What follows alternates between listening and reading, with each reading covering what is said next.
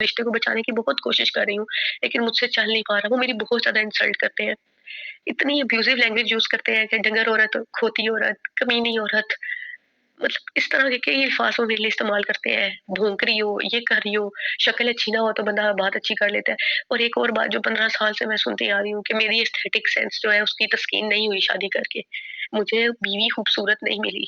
मुझे नहीं पता कि मैं अपनी शक्ल को अब कैसे चेंज करूँ। मतलब मैं 15 साल से सुन रही हूँ कि तुम प्यारी नहीं हो, तुम प्यारी नहीं हो, तुम प्यारी नहीं हो। मैं यूनिवर्सिटी थी, मेरा घरवालों ने यूनिवर्सिटी पहले तो बंद की कुछ अरसे के लिए, मेरा मोबाइल ले लिया गया। लेकिन मैं गई किसी बहाने से अपने दोस्त के नंबर से मैंने उससे कॉन्टैक्ट किया और उसने मुझे कहा कि आज हमने कुछ ऐसा करना है कि ये लोग देंगे रिश्ता, खुद देंगे ना, तुम्हारी मेरे साथ शादी करवाएँगे। मुझे ये लगता था कि बाकी सारे अगर मुझे त मेरे लिए बुरे हैं भी तो ये कम से कम जो लड़का है जिससे मैं प्यार करती हूँ, तो मतलब ये भी मुझसे प्यार करता है, तो ये तो मेरी इज़्ज़त का ख़्याल रखेगा। और वो फैंटेसी और वो अफ़सानवी मोहब्बत थी कि अस्सलाम मोहब्बत। वालेकुम नाज़रीन, मैं हूं अब्दुल मन्नान, क्लिनिकल साइकोलॉजिस्ट। नाज़रीन, आजकल के दौर में अगर देखा जाए तो आपके बच्चे आपके घरों में ही बैठे ट्रैप हो रहे हैं। वो किस तरह ट्रैप हो रहे हैं? एक तो वो मोबाइल से दूसरों के साथ अटैच हो जाते हैं। ये भूख उनके अंदर कहाँ से आती है? चाहना और चाहे जाना। गो कि ये साइकोलॉजिकल नीड है, हर इंसान की है। मगर कहीं पे तो खला रहता है कि बच्चा वो खला बाहर से पूर करता है। और ये खला बच्चा बाहर से कैसे पूर करता है? वो कोई नेचुरल प्रोसेस नहीं होता, बल्कि वो एक नाजायज़ किस्म का और अजीब किस्म का रिलेशन होता है। जैसे बच्ची का बच्ची के साथ ज़्यादा अटैचमेंट हो जाना, या लड़कों का लड़कों के साथ अटैचमेंट हो जाना, या इवन ऑपोजिट जेंडर के साथ बहुत ज़्यादा इन्वॉल्व हो जाना। और ये अटैचमेंट इस कदर बढ़ जाए कि इंसान को लगे कि वो उसके बिना रह ही नहीं सकता, और कितना कुछ सहना पड़ता है, सिर्फ़ और सिर्फ़ वालिदैन की गफ़लत की बिना पे। अगर आप भी एक माँ हैं, तो ये ट्रॉमा सीरीज़ में ये जो केस है, ये आपको एक सबक देगा। अगर आप किसी के शौहर हैं और आप अपनी बीवी को निग्लेक्ट कर रहे हैं, इग्नोर कर रहे हैं, मेंटल टॉर्चर कर रहे हैं, तो ये वीडियो सेशन आपके लिए भी एक सबक है। और अगर आप एक माँ हैं या एक बेटी हैं, एक लड़की हैं, तो ये वीडियो सेशन आपके लिए भी बहुत सबक आमूज़ है। हम नाज़रीन, ट्रॉमाज़ इंसान को ओवर सेंसिटिव कर देते हैं। इस कदर ज़्यादा ओवर सेंसिटिव कर देते हैं कि इंसान को इस ज़िंदगी के थोड़े से भी नागवार लम्हात जो है ना वो गिरा गुज़रते हैं, तबीयत पे बोझ बनाते हैं। इंसान इस कदर ज़्यादा टची और सेंसिटिव हो जाता है कि उसको ज़रा-ज़रा सी बात पे बहुत ज़्यादा परेशानी का सामना होता है। इस तरह पैनिक अटैक की कैफ़ियत हो जाती है और इंसान खुद को तन्हा महसूस करना शुरू कर देता है। तो मैं ये आपको यकीन दिलाता हूँ कि आप तन्हा नहीं हैं। अगर आप भी किसी ट्रॉमा से गुज़र रहे हैं, तो हमारे इस वीडियो सीरीज़ का हिस्सा बनें और अपने जो राज़ आपने बना के रखे हैं, जो आपको परेशान किए हुए हैं, वो राज़ यहाँ पे आप बयान करें, ताकि आपका ट्रॉमा भी हील हो और दूसरों को भी आपके केस की वजह से मदद मिल सके। आपको इस सीरीज़ का हिस्सा बनने पे मैं फ्री साइकोथेरेपी से गुज़ारूँगा, इंशाल्लाह। बच्चा जब बड़ा हो रहा होता है तो उसे अकॉर्डिंग ऐज उसे कुछ चीज़ों की तरबियत, तालीम देना वालिदैन पे फ़र्ज़ है। लेकिन वालिदैन कोताही कर जाते हैं। वो अपने बच्चे को उस क्रिटिकल पीरियड में डाँटते हैं। अगर बच्चा कोई सवाल करता है, बाहर से कोई बात सुन के आता है, तो वालिदैन को चाहिए कि बच्चे को पूरा एतमाद मिले। लेकिन वालिदैन का ऐसा गफ़लत भरा रवैया बच्चे की पर्सनैलिटी में एक खला पैदा कर देता है। और मैं जैसे पहले कह चुका हूँ कि ये खला फिर बाहिर के शिकारी हज़रात फ़िल करते हैं। अब हम ये जानेंगे कि ये वीडियो सीरीज़ या ये स्पेसिफ़िकली ये केस जो है वो शौहरों को क्या सिखाता है, वो लड़कियों को क्या सिखाता है, वो माँओं को क्या सिखाता है। तो ये आप खुद ये पूरा केस जब सुनेंगे तो आपको पता चलेगा कि ये आपको क्या सिखाता है। लेकिन मैं कुछ समरी आपके साथ शेयर करूँगा कि ये शौहरों को क्या सिखाता है। ये शौहरों को सिखाता है कि अपनी बीवियों के साथ तजदीद मोहब्बत का अहद बार-बार करें, क्योंकि ये मखलूक अल्लाह ताला ने जो खातून की सूरत में पैदा की है, इसको ये बहुत ज़्यादा अच्छा महसूस करवाती है ये चीज़ कि इसको बार-बार किसी चीज़ पे एप्रिशिएट किया जाए और सराहा जाए। इसको तने-तनहा ना छोड़ा जाए। ख़ासकर इसको मेंटल टॉर्चर ना किया जाए। कितने ही ऐसे शौहर होते हैं, वो चाहते और ना चाहते, जाने-अनजाने में अपनी बीवियों को टॉर्चर कर रहे होते हैं। एक तो वो इग्नोर करते हैं, उसकी वजह से बीवियाँ टॉर्चर होती हैं।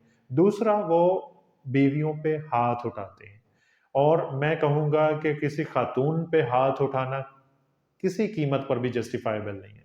आप इसे जस्टिफाई कर ही नहीं सकते। तो ये चीज़ भी आपके ज़हन में होनी चाहिए। दूसरे नंबर पे, बहुत से ऐसे भी शौहर हैं जो अपनी बीवी को ये एहसास दिलाते हैं कि तुम्हारा होना या ना होना मेरे पे कोई फ़र्क नहीं डाल रहा। तो ये भी एक ज़हनी अज़ियत है। बहुत से शौहर ऐसे हैं जो अपनी बीवी को ये फ़ील करवाते हैं कि तुम खूबसूरत ही नहीं हो। मेरा तो शौक ही ना पूरा हो सका, कहाँ मैं तुमसे शादी कर ली। तो ये सारे के सारे वो रवैये हैं जो एक खातून को बहुत ज़्यादा गिरा गुज़रते हैं और कोई भी इंसान ऐसे रवैयों में रहते हुए बहुत से नफ्सियाती मसाइल का शिकार हो सकता है। अब आते हैं कि ये लड़कियों को क्या सिखाएगा। ये जो केस है, ये लड़कियों को ये सिखाएगा कि वो अपने खला को पूर्ण करने के लिए कदम जब बाहर उठाती हैं, तो उनको लग रहा होता है कि ये शख्स तो मुझे चाहता है, ये सारी कायनात से बेहतर है, जबकि ऐसा नहीं है। आपको संभलना होगा, आपको समझना होगा। अगर आपको फिर भी अकल नहीं आती, तो ये केस आप ज़रूर सुनिएगा, वॉच कीजिएगा, आपको समझ आएगी। माँओं को ये केस ये पैगाम देता है कि अपनी बेटियों को अंडरस्टैंड करें। उनको इस तरह चाहें जिस तरह वो चाहती हैं, बल्कि इस तरह ना चाहें जिस तरह आप चाहती हैं। यहाँ पे मैं सॉरी टू से वर्किंग लेडीज़ से मुखातिब हूँ। वर्किंग लेडीज़ आम तौर पे अपनी बेटियों के साथ अच्छा पेश नहीं आती। ये आप खुद गौर कीजिएगा, कभी वक़्त मिला तो इस पे मैं डिटेल से बात करूँगा कि क्या वो चीज़ें होती हैं कि वर्किंग लेडी चिड़चिड़ी हो जाती है। वो अपने बच्चों की ही सगी नहीं रहती, उनके नंबरों की रेस में उनसे सवाल पूछती है। अपने आधे बच्चे अपनी ही बेटी को कहती है कि पालो। लाशऊरी पे तौर पे ये चीज़ें हो रही होती हैं और पता नहीं चलता। चलते हैं अपने इस केस की तरफ, इसको सुनिएगा और समझिएगा, हमें फीडबैक से ज़रूर आगाह कीजिएगा।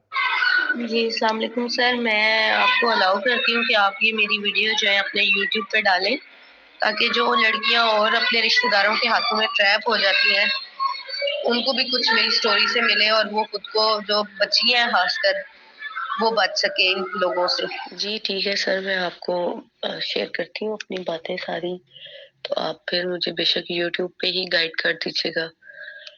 तो क्योंकि शायद एक सेशन में वो बात ना हो सके पेड में और आपके जो है ना फ़ी वो मेरे से अफ़ोर्डेबल नहीं है।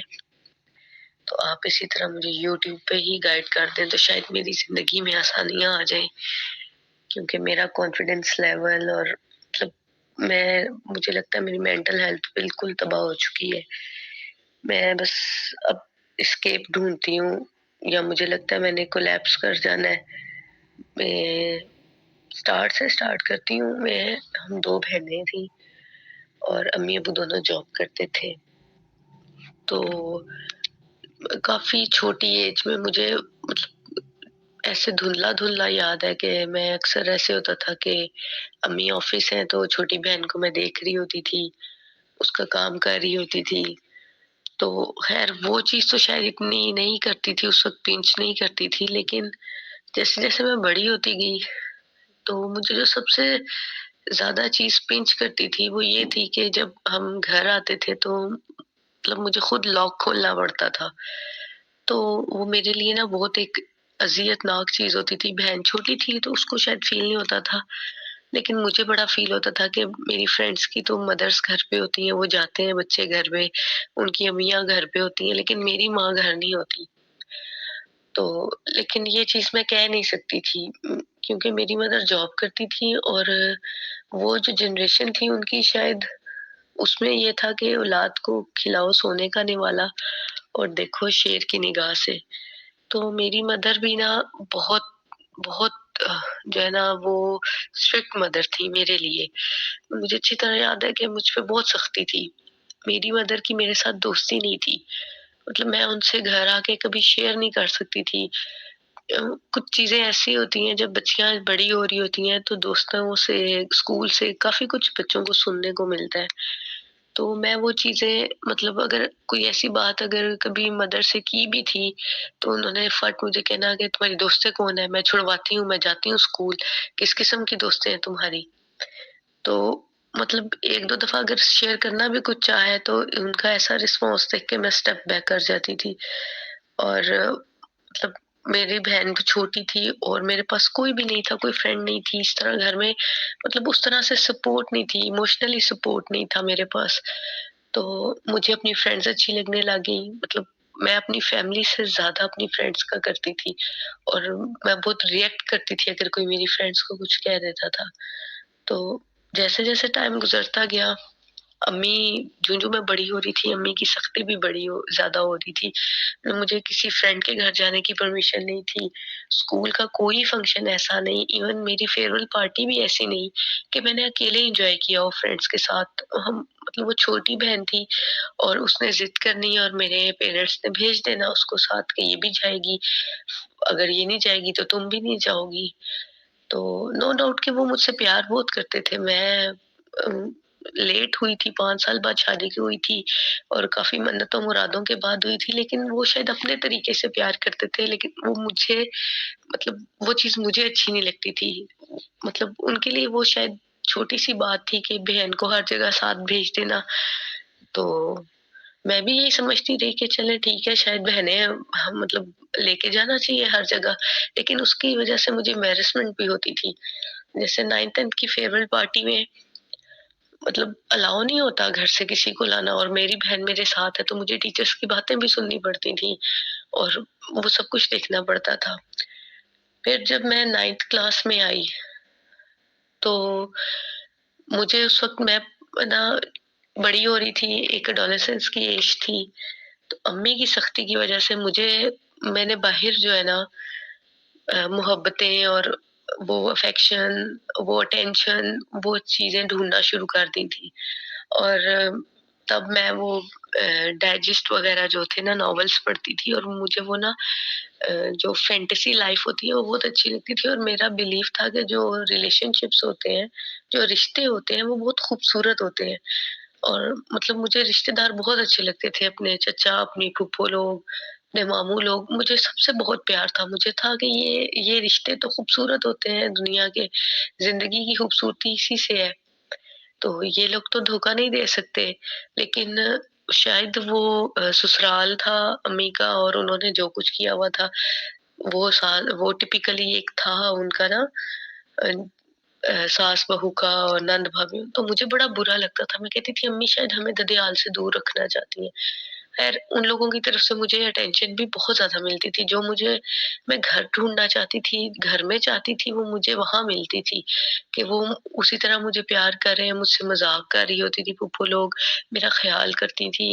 मतलब वो जिस तरह एक फ्रेंडशिप वाली बातें होती हैं दोस्तों की, अब वो मुझे नहीं समझ आई कि मैं कब ट्रैप हुई, कैसे ट्रैप हुई। उन लोगों क मेरी फूफो का बेटा था और उन्होंने शायद सोची-समझी साज़िश के तहत किया, लेकिन मैं उस वक़्त 13-14 साल की लड़की थी, बच्ची थी बल्कि। तो उन्होंने जो है मेरे सामने ना उस मेरी कज़न ने अपने भाई की तारीफ़ें करना शुरू कर दी थी। बहुत ज़्यादा हर बात में भाईजान ये तो भाईजान वो, और जब मतलब वो एक आइडियल अ, के तौर पे उसने मेरे आगे उस बंदे को रख दिया था और वो जो एक इमोशन था, वो एक फीलिंग थी जो मेरे दिल में डाली गई और मुझे नहीं समझ आई कि मैं कब उस चीज़ में फँस गई। अब वो दिन गुज़रते रहे, बच्ची थी, उस चीज़ को मैं दिल पे ले लिया कि जी ठीक है मैं, और मुझे था कि मेरे अब्बू को और मेरी फूफो का बहुत प्यार है, तो ये रिश्ता तो बहुत आराम से हो जाएगा। फूफो रिश्ता माँगेंगी, अब्बू दे देंगे, इनका तो आपस में बहुत ज़्यादा अटै हम लोग छुट्टियों में जाके भी उनके घर रहते थे। लेकिन ये स्टोरी बहुत लंबी हो जाएगी, मैं थोड़ा-सा इसको शॉर्ट करूँगी कि वक़्त गुज़रता रहा, मैं मतलब वो यतीम थे, उनके अब्बू की डेथ हो गई हुई थी। वो लोग पढ़ नहीं सके, लेकिन मैं तो कंटिन्यूअसली पढ़ती थी। इस दौरान मतलब मैं इतनी डिट्रैक हो चुकी थी कि मेरे लिए पढ़ाई करना बहुत मुश्किल हो रहा था। मैं अब मतलब अपनी अम्मी से बहुत दूर हो गई थी। मैं मुझे अपना घर अच्छा नहीं लगता था। मेरे घर में मतलब मैं खींची-खींची रहती थी सबसे, और मुझे मतलब नशे की हद तक उन लोगों की आदत हो चुकी थी कि अगर मेरी उनसे बात नहीं होती थी, मैं उनसे बात नहीं कर सकती थी, तो मुझे लगता था कि मुझे कुछ हो जाएगा। और अ, अम्मी और अब्बू मेरे दोनों पीटीसीएल ऑफिस में थे, तो मैं पीटीसीएल से कॉल भी नहीं कर सकती थी उन लोगों को, क्योंकि नंबर ट्रेस हो जाता है, बल्कि वो कॉल भी ट्रेस कर लेते थे। तो वो मैं नहीं कर सकती थी। यूनिवर्सिटी गई, मुझे सेल फ़ोन मिला। अब सेल फ़ोन का जो बैलेंस था, वो मुझे एक लिमिटेड ममा लोग करवा कर देते थे, मेरे पेरेंट्स करवा के देते थे। तो जब मेरी उन ये नहीं कि सिर्फ उस लड़के से, उस स्पेसिफिक पर्सन से नहीं, मुझे उन सब से बात करनी होती थी, और जिस दिन मेरी बात नहीं होती थी, मुझे ऐसे लगता था मेरा नशा टूट रहा है। और उस बात को, उस नशे को पूरा करने के लिए मैंने यहाँ तक कि मैंने अपने घर से पैसे भी चोरी करने शुरू कर दिए। मैं बैलेंस करवा लेती थी, मैं इज़ी कार्ड लोड करवा लेती थी, मैं कॉलिंग कार्ड खरीद लेती थी कि मेरा किसी तरह उनसे कॉन्टैक्ट हो। क्योंकि मुझे नहीं समझ आती थी, मुझे ऐसा लगता था मेरी ज़िंदगी बस ये लोग हैं। अगर मेरी इनसे बात ना हुई, या मैं एक दिन भी इनसे बात ना करूँगी, तो मैं मेरी शायद ना मेरी साँस रुक जाएगी। वो शायद मुझे उसमें वो रिलीफ़ नज़र आता था जो मुझे घर से नहीं मिलता था। लेकिन ख़ैर, जब मैं यूनिवर्सिटी में आई, तो कुछ चीज़ें फिर आहिस्ता-आहिस्ता, ज़ाहिर बात है, मैं बड़ी हो रही थी, मुझे शऊर आ गया था, तो मुझे फ़ील होना शुरू हो गया कि ये अनरियल है, ये रियल नहीं है, ये जो कुछ हो रहा है ये मेरे साथ ठीक नहीं हो रहा। मतलब मैं किसी ट्रैप में फँसी हुई हूँ, ये लोग मुझे यूज़ करते हैं अपनी, मतलब अगर उनको भी बैलेंस चाहिए होता था, और वो मुझे फ़ोन करते थे कि हमें बैलेंस करवा दो, और मैं पागलों की तरह बस होता था कि इनको किसी तरह मैं बैलेंस करवाऊँ, जैसे भी करवाऊँ, मैं चोरी करूँ, मैं जो भी करूँ। और वो लोग मेरे इमोशंस के साथ बहुत खेलना शुरू हो गए थे। लेकिन जब मैंने इस चीज़ को रिएक्ट करना शुरू किया और एहतजाज पे आई, तो वो दिन ऐसा था जिस कि मेरे सर पे बिजली टूट गिरी, पहाड़ बन के टूटा मेरे सर पे, कि शुरू से एंड तक उन्होंने ऐसा ट्रैप तैयार किया हुआ था कि फ्रंट पे सिर्फ मैं ही थी। मतलब जो कुछ कर रही थी वो मैं कर रही थी। बेशक वो मुझसे वो करवा रहे थे, लेकिन मैं किसी को बताती भी कि ये मेरे साथ गलत हो रहा है, लेकिन मेरे पास सबूत कोई नहीं बचा कि ये लोग मुझे यूज़ कर रहे हैं। उन्होंने हर एंड पे मुझे, मतलब मैं ही थी फ्रंट पे। मैं मेरे पास मतलब मुझे नहीं समझ आती अब मैं किस तरह इस चीज़ को एक्सप्लेन करूँ कि सारा कसूर ही मेरा नज़र आ रहा था, कि मैंने ही उससे मोहब्बत करने में पहल की। मैं ही उन लोगों को फ़ोन करती थी, वो लोग नहीं करते थे। कॉल्स भी मेरी तरफ से आती थी। मतलब उन्होंने मुझे पूरे का पूरा ट्रैप कर रखा था। और यहाँ पे आके जो मेरी कमज़ोरी थी कि मुझे इस चीज़ को प्रोलॉन्ग करना पड़ा, कि मैं फ्रंट एंड पे मैं थी। मैं अगर किसी को कुछ बताती, कोई शिकायत लगाती, या मैं उनसे स्टेप बैक करने की कोशिश भी कर रही थी, तो उन्होंने बड़े मीठे-मीठे तरीके से मुझे ये बात बता दी गई कि मीनवाइल ना, मैं एक और चीज़ ऐड करना चाहूँगी। मेरी एक और कज़िन के साथ उसके भाई ने भी सेम ट्रैप बनाया हुआ था, और उसने जब स्टेप बैक किया तो उन्होंने उसको अच्छा-खासा बदनाम कर दिया हुआ था। तो वो चीज़ मुझे भी, मतलब उन्होंने बड़ी अच्छी तरह ये बावर करवाया कि मतलब जैसे वो हुई है, तो तुम्हारा भी यही हाल होगा। और उस बदनामी के डर से, और मैं इस चीज़ से लाइल्म थी कि वो बदनाम मुझे गाँव में, या जो हमारी लोकेलिटी थी उसमें, वो ऑलरेडी कर चुके थे। लेकिन क्योंकि मेरा और किसी से तो राब्ता ही नहीं था, ना मुझे पता था कि मेरे बारे में वो क्या बातें करते हैं। मतलब उन्होंने पूरे गाँव में, पूरी फैमिली में, पूरी बिरादरी में एक ही बात की कि वो तो फ़ोन करती है, वो तो हमारे बेटे पे मरती है, वो ये करती है, वो करती है। इस दौरान एक फैमिली क्लैश हुआ, तो मेरे फादर की मेरी फूफो से ना बिल्कुल नाराज़गी हो गई। उस नाराज़गी में उन्होंने मुझे बहुत मिसयूज़ किया, उन्होंने मुझसे बहुत बैलेंस करवाया। मेरी मतलब, लेकिन मैं मजबूर थी, मैं अपने दिल के हाथों मजबूर थी। मुझे लगता था यही लोग मेरी ज़िंदगी है, और बहन-भाइयों में लड़ाइयाँ, और मैं बहुत अनसीरियस इस चीज़ को लेती थी कि मेरे पापा वाक़ई ही मेरे फूफो से नाराज़ हैं, और उन्होंने अब उनसे ज़िंदगी में बात नहीं करनी। तो वो जनाब उन्होंने रिश्ता माँगने की कोशिश की लेकिन इनकार हुआ, सब कुछ हुआ। मैं यूनिवर्सिटी थी, मेरा घरवालों ने यूनिवर्सिटी पहले तो बंद की कुछ अरसे के लिए, मेरा मोबाइल ले लिया गया, लेकिन मैं गई किसी बहाने से अपने दोस्त के नंबर से मैंने उससे कॉन्टैक्ट किया और उसने मुझे कहा कि आज हमने कुछ ऐसा करना है कि ये लोग वो देंगे रिश्ता, खुद देंगे ना, तुम्हारी मेरे साथ शादी करवाएँगे।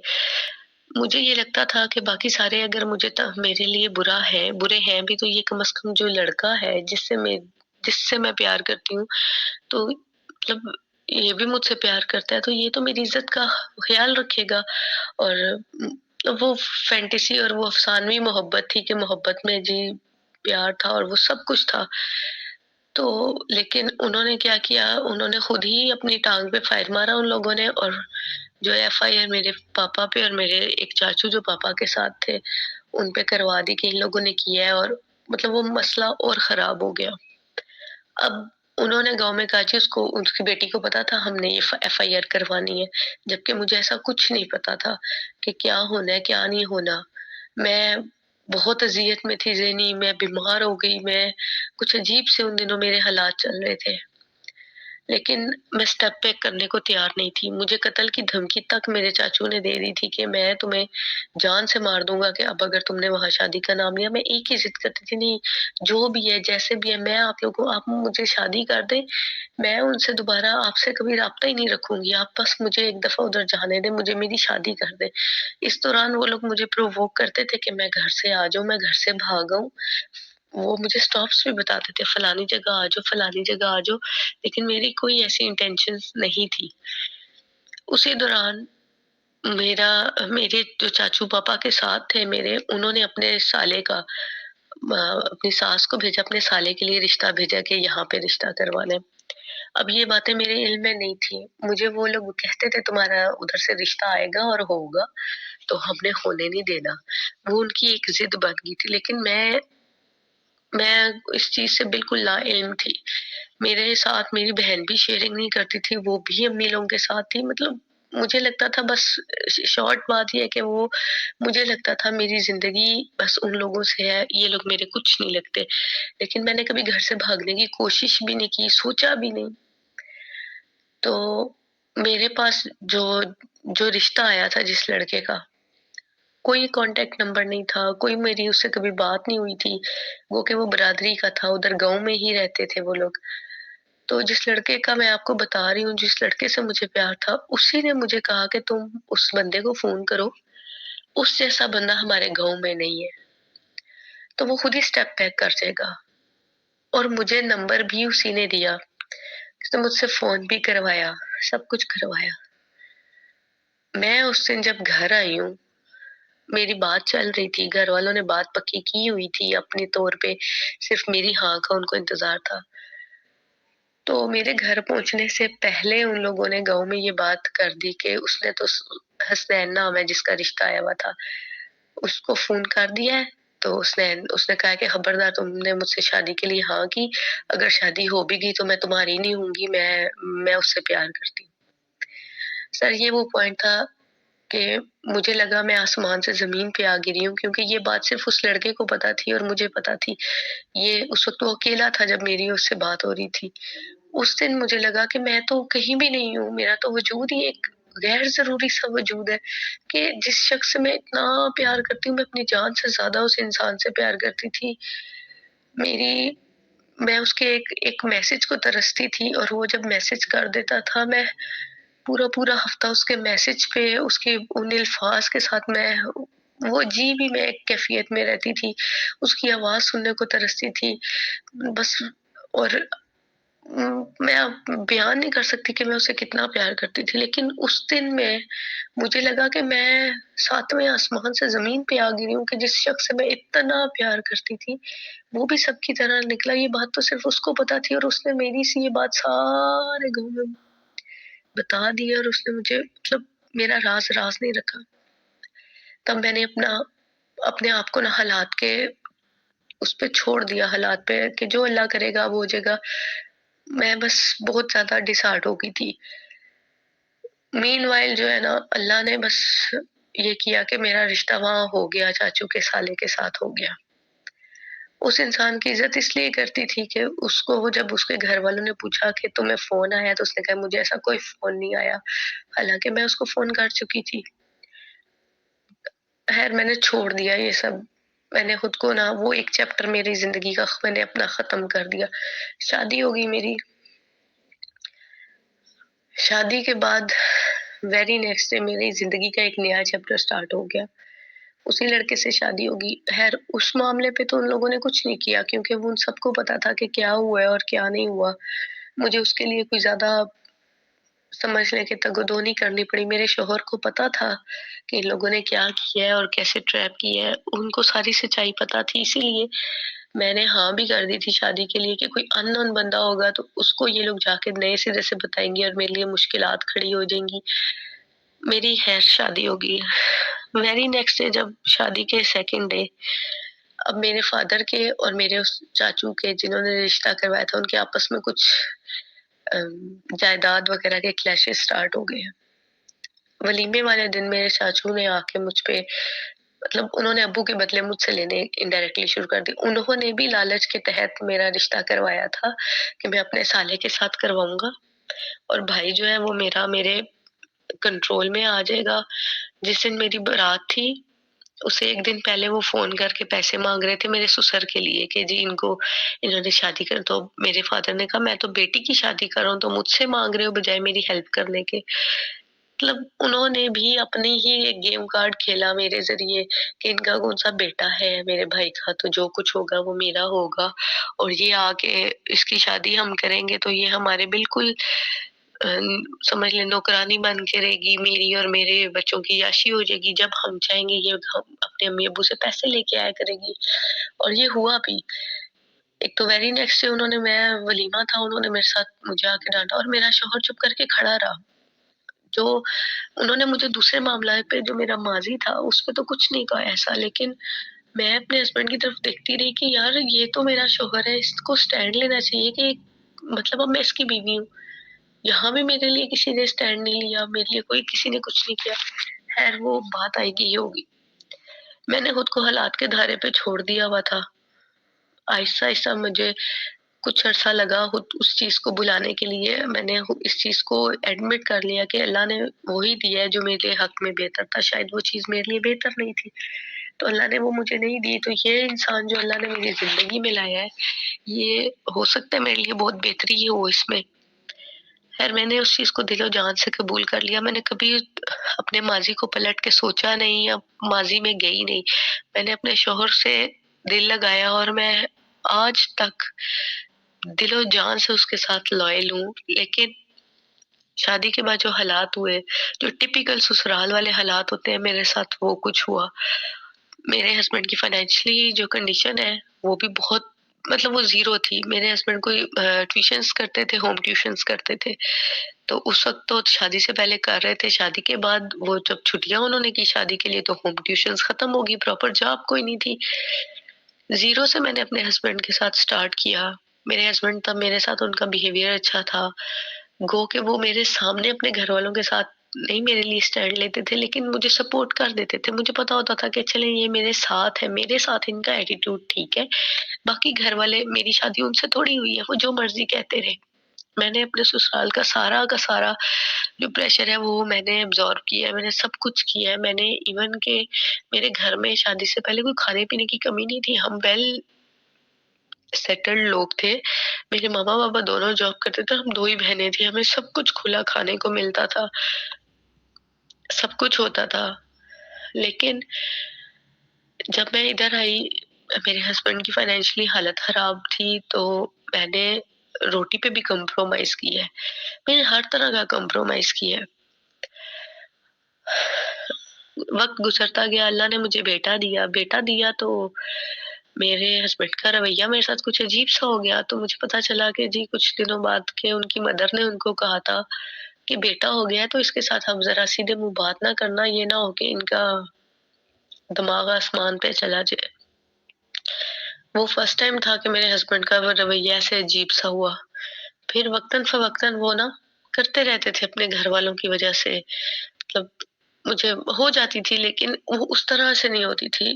मेरी शादी 2009 में हुई थी। 2015 तक इसी तरह अप्स एंड डाउन्स में गुज़रता रहा काम।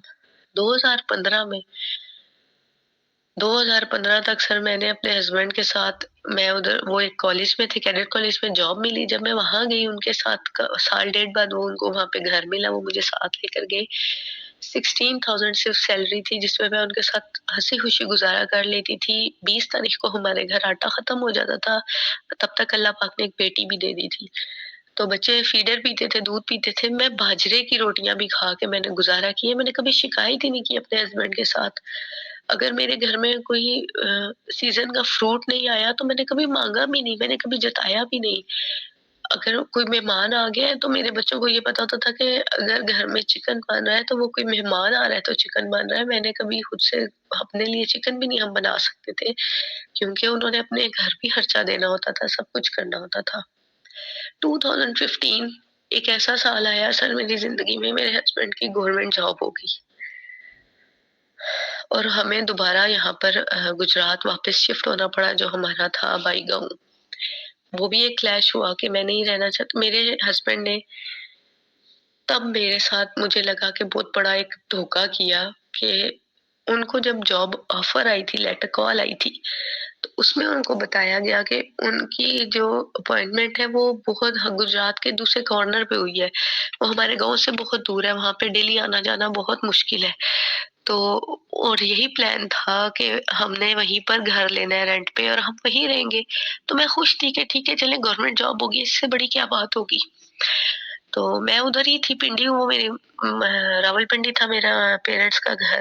मैं वहाँ पे छोड़ के, वो मुझे अम्मी-अब्बू के पास छोड़ के तो वो ट्रेनिंग के लिए आ गई, जो जॉब की ट्रेनिंग होती है। टीचिंग जॉब हुई थी उनकी 2015 में। अब उस ट्रेनिंग के दौरान उनको जब वो आए तो उनको पता चला कि ये एक ही नाम के 2 गाँव हैं। वो दूर वाला नहीं, ये कदरे पास वाला है, यहाँ पे डेली आना-जाना है और वापस मुझे उसी इन-लॉज़ के घर में एक कमरे में वापस आना था। और मैं सर रोज़ फ़ोन करती थी और वही जो मेरे साथ प्लानिंग था कि ईद पे मैंने घर आना था गाँव और ईद पे मैंने जाके हम लोगों ने वो विज़िट करना था जलालपुर जट्टा वाली साइड पे, मिलना था घर और हमने वहाँ पे घर देखना था और मैं प्लानिंग कर रही होती थी और मेरे हस्बैंड हाँ, हूँ, हाँ करते रहते थे। उनको पता था कि ये ऐसा कुछ नहीं होना। मैं ईद पे बहुत एक्साइटेड थी। मुझे बहुत खुशी थी कि मेरे हस्बैंड की गवर्नमेंट जॉब हो गई है। मैं वापस आई हूँ और आते ही जब मैं उतरी हूँ, बस घर गए हैं, हमने सामान रखा है, तो इनके एक कज़न के घर जाना था, उनका बेटा हुआ है। वहाँ ये मुझे छोड़ के, इनको कोई और काम था, ये वहाँ गए हैं और इनके कज़न ने मुझे बताया कि नहीं, वहाँ तो नहीं आप लोग कल जा रहे, इसकी जॉब तो इधर हुई है।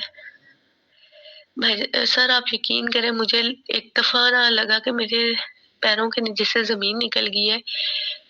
आके मैंने इनके ऑर्डर्स देखे, मैं पूरी रात बड़ी डिस्टर्ब रही। इस बात का दुःख नहीं हुआ कि वो भी तकलीफ़ थी कि मुझे वापस एक कमरे में आना था और वो इन-लॉज़ जहाँ टिपिकल जो इन-लॉज़ थे और उनके साथ में गुज़ारा करना बहुत मुश्किल था और मुझे दोबारा उन्हीं के साथ गुज़ारा करना है। वो मेरे लिए बहुत एक अज़ियतनाक चीज़ थी, लेकिन मैंने उससे ज़्यादा, मुझे जो तकलीफ़ हो रही थी कि जब मुझे वो बातें याद आती थी जो मैं फ़ोन पे उनके साथ करती थी कि हम आएँगे, हम जाएँगे, हम फलाँ स्कूल देख लेंगे, पता नहीं वहाँ पे कैसे इलाका होगा, कैसे लोग होंगे। और वो जब चीज़ें मुझे याद आती थी तो मुझे लगता था कि मेरे हस्बैंड, जब मैं बात कर रही होती थी तो वो मेरा उस साइड पे, दूसरी साइड पे वो खामोशी से हँस रहे होंगे और मज़ाक करते उड़ाते होंगे। यानी वो मेरे इमोशंस का मज़ाक उड़ाते होंगे कि ये तो प्लान बना रही है, तो मैं तो, इसने तो इधर ही रहना है, और वो मुझ पे हँसते होंगे अंदर ही अंदर दिल में। तो ये चीज़ मुझे यहाँ से मुझे अज़ियत होनी शुरू हुई है। उस चीज़ को बहुत मुश्किल से अब्ज़ॉर्ब किया, बच्चों के लिए टैकल किया, जैसे भी था मैंने उस कमरे में दोबारा आई। लेकिन एक उन्होंने मेरे साथ ये फ़ेवर की कि उन्होंने कहा कि हमने चूल्हा अलग रखना है, हमने कंबाइन नहीं खाना बनाना, क्योंकि मेरे अब बच्चे हैं। ये एक उन्होंने मेरे साथ नेकी की। लेकिन दूसरी जो बात उन्होंने की कि जैसे मेरी मदर जॉब करती थी और मैं सफ़र करती थी, मैं जॉब नहीं करना चाहती थी। मेरे इधर शिफ्ट होने से पहले उन्होंने एक प्राइवेट स्कूल में मेरी जॉब करवा दी। और रीज़न वो ये देते थे कि इसलिए जॉब करवाई है कि तुम सारा दिन घर रहोगी, तो अभी मेरी भी जॉब स्टार्ट हुई है, सैलरी स्टार्ट होने में टाइम लगेगा, मैं रेंट पे अफ़ोर्ड नहीं कर सकता, तो यहाँ पे लड़ाइयाँ बढ़ेंगी और ये होगा, तुम टेंशन में रहोगी, डिस्टर्ब रहोगी, तो जॉब करोगी। तो इन शॉर्ट कि उन्होंने मुझे जॉब खुद शुरू करवाई, मेरे यहाँ आने से पहले वो मेरी अपॉइंटमेंट करवा चुके थे। अब जॉब शुरू हो गई, एक अजीब-सी रूटीन बन गई। किचन एक था, उन्होंने कुंडी लगा देनी, उन्होंने लॉक कर देना, उन्होंने रात को मैंने काम करना तो उन लोगों को एतराज़ होना, छोटे-छोटे बहुत मसाइल होने शुरू हो गए थे। बच्चों के साथ एक रूम में खाना बनाना भी करना, उसी रूम में कपड़े भी धोने हैं, उसी रूम में सब कुछ करना है, वो मेरे लिए एक अजीब-सी एक अलग-सी अज़ियत वाली लाइफ़ शुरू हो गई। तो अपने घर में जब थी मैं कैडेट कॉलेज में, तो यूपीएस भी था, मिल गया। तो गर्मियाँ आ गई तो वो ऑर्डर हो गया जी कि आप रूम में नहीं लगा सकती, कनेक्शन सिर्फ़ मेरे रूम में था। तो आप सहन में पेडेस्टल फ़ैन लगाएँगी और बाकी सबको हवा लगेगी तो आप सोएँगी। है आपके लिए फ़ेवरेट सिर्फ़ ये है कि आप पंखे के आगे अपनी चारपाई डाल लिया करें सहन में, पंजाब में आपको पता है गर्मी बहुत होती है। वहाँ से मैं डिस्टर्ब होना शुरू हुई क्योंकि मेरे हस्बैंड को अच्छी तरह पता था मैं सहन में नहीं सो सकती, हम सारी ज़िंदगी शहर में रहे हैं।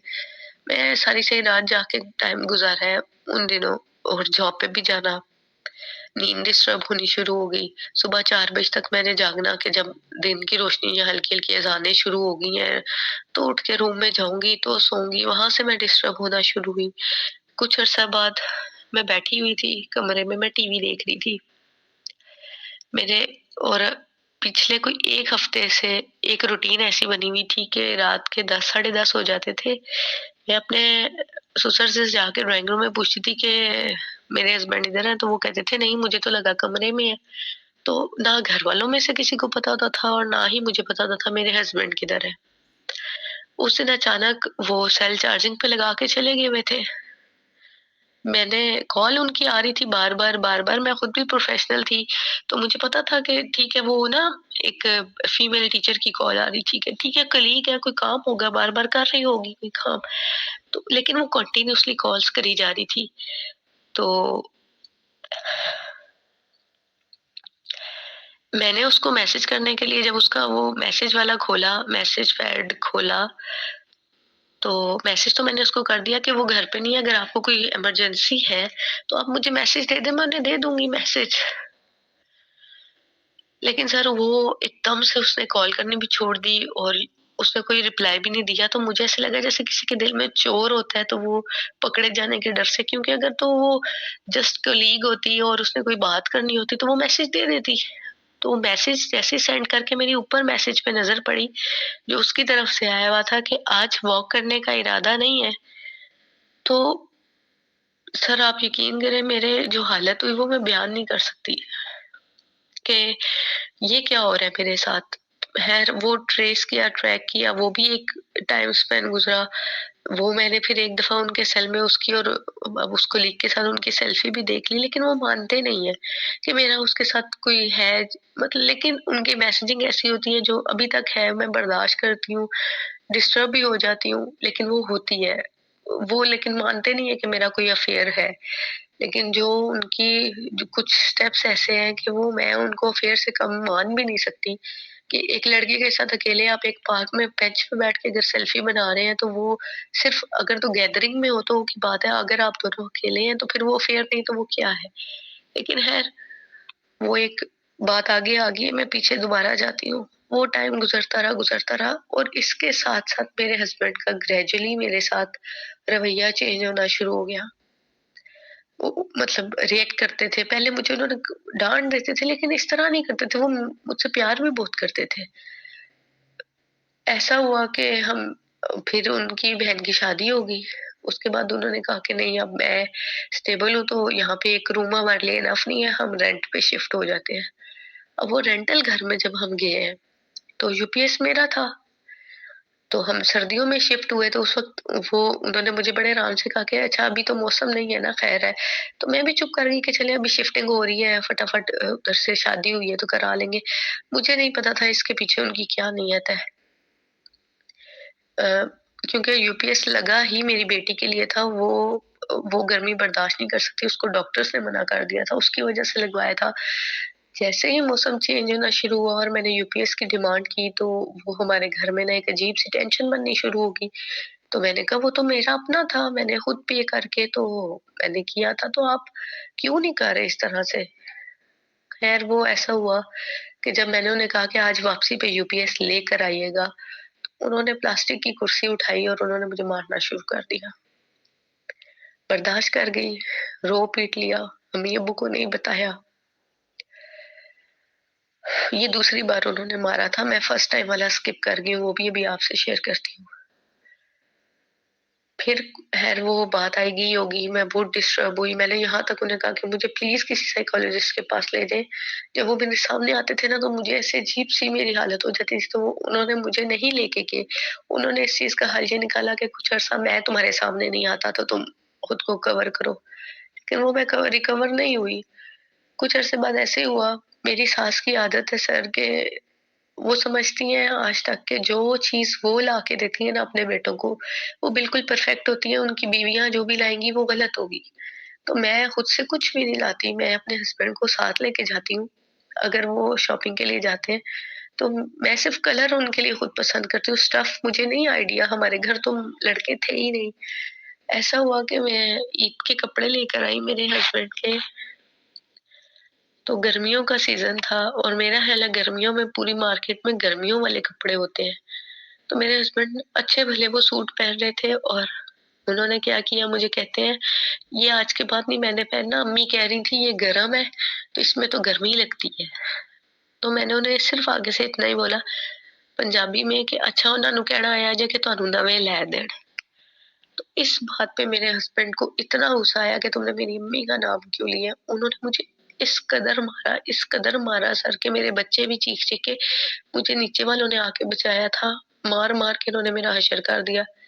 उस दिन तब फिर मैंने अपने पेरेंट्स को बुलाया, बताया, ये तब घर से चले गए। लेकिन मैं फिर भी इस इंसान को छोड़ के पीछे नहीं हटी। इन्होंने माफ़ी-शाफ़ी माँग ली, वो बात आई गई होगी लेकिन जाते हुए मेरी अम्मी ने कहा कि इनको छोड़ दो और चलो मेरे साथ ना तुम कुछ अरसे के लिए। तो मैंने कहा नहीं, मैं अल्लाह के हज़ूर जवाब दूँ, मेरा शौहर अकेला रहता है, रमज़ान है, उसके रोज़े हैं, उसने जो किया वो अल्लाह उसको पूछ लेगा लेकिन मैं जवाब दूँगी, मैंने नहीं जाना मेरे घर में मतलब मैं अपना घर नहीं छोड़ना चाहती थी, मेरे बच्चे हैं मुझे पता है। एक दफ़ा पहले भी लड़ाई हुई थी और इन्होंने मुझे निकाल दिया था, मेरी बेटी होने वाली थी तब।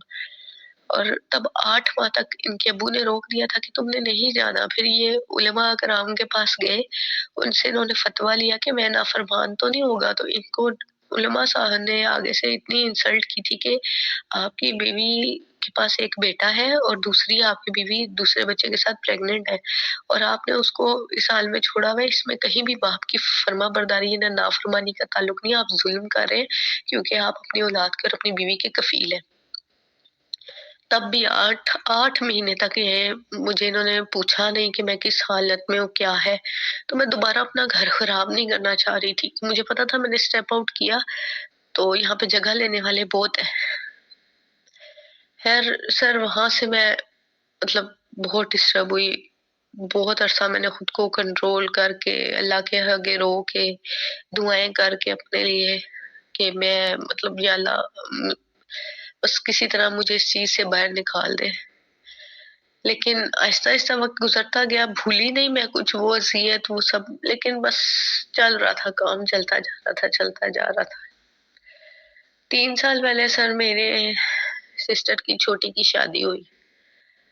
अब छोटी सिस्टर बचपन जैसा भी था, जो भी था हमारा कि जब मैं अच्छा मेरी जब शादी होगी ना, तो मेरी बहन तब वो कॉलेज यूनिवर्सिटी वाली लाइफ़ में आ चुकी थी। तो तब मैंने फ़ील देखा कि मेरी वही मदर जिन जो मेरे साथ बहुत सख्त थी ना, वो मेरी बहन के साथ बहुत फ्रेंडली थी। मेरी बहन बड़ी आराम से आके यूनिवर्सिटी की सारी बातें शेयर करती थी और अम्मी हँस भी देती थी। वो नमल यूनिवर्सिटी में पढ़ती थी, को-एजुकेशन थी और वो लड़कों की बातें भी बता देती थी। मेरी यूनिवर्सिटी जो थी वो फातिमा जिन्ना यूनिवर्सिटी थी, गर्ल्स यूनिवर्सिटी थी, तो मेरी गर्ल्स की कोई बात अगर अम्मी को मैं बताती थी, तो वो कहती थी तुम्हारी दोस्तें ठीक नहीं है। तो हालाँकि मेरी बहनें गलत नहीं थी, क्लास फेलोज़ थे, वो कोई ना कोई बात बता देती थी। मेरी अम्मी ने कभी भी उनको उसको किसी बात पे नहीं टोका। उसको फ्रेंड्स के घर जाने की भी बर्थडे आ रही है तो परमिशन मिल जाती थी, उसको बाहर जाने की भी परमिशन मिल जाती थी। तो ये बेशक मैं अपने घर आ चुकी थी, लेकिन मैं जब कंपैरिज़न करती थी कि मेरे साथ कैसा एटीट्यूड था और मेरी बहन के साथ कैसा चल रहा है, तो ये चीज़ भी मुझे बहुत डिस्टर्ब करती थी, लेकिन मैं कहती नहीं थी। और मुझे शुरू से फ़ील होता था कि मेरी अम्मी मेरी छोटी बहन से ज़रा ज़्यादा प्यार करती हैं। लेकिन वो क हालाँकि मुझे पता है कि वो मेरे साथ ज़्यादा अटैच है, लेकिन इज़हार वो मेरे साथ नहीं करती, पता नहीं क्यों? या शायद मैं ये चाहती हूँ कि वो मुझे मेरी तरह प्यार करें, जैसे मैं चाहती हूँ, मेरे तरीके से प्यार करें। लेकिन हर इंसान का एक अपना तरीका होता है। तो सर 3 साल पहले मेरे एक मामू हैं, जो मतलब समझ लें हमारा बॉन्ड थे सारी फैमिली का, उनकी ना सडन डेथ हो गई और मेरी बहन की शादी भी थी और मेरे पेरेंट्स अब दोनों बीमार भी थे। बहन की शादी होगी, उसकी आउट ऑफ फैमिली शादी हुई, तो मैं अपने पेरेंट्स को अपने पास ले आई। अब अपने पास लाने का मतलब ये नहीं था कि वो मेरे पे डिपेंडेंट थे।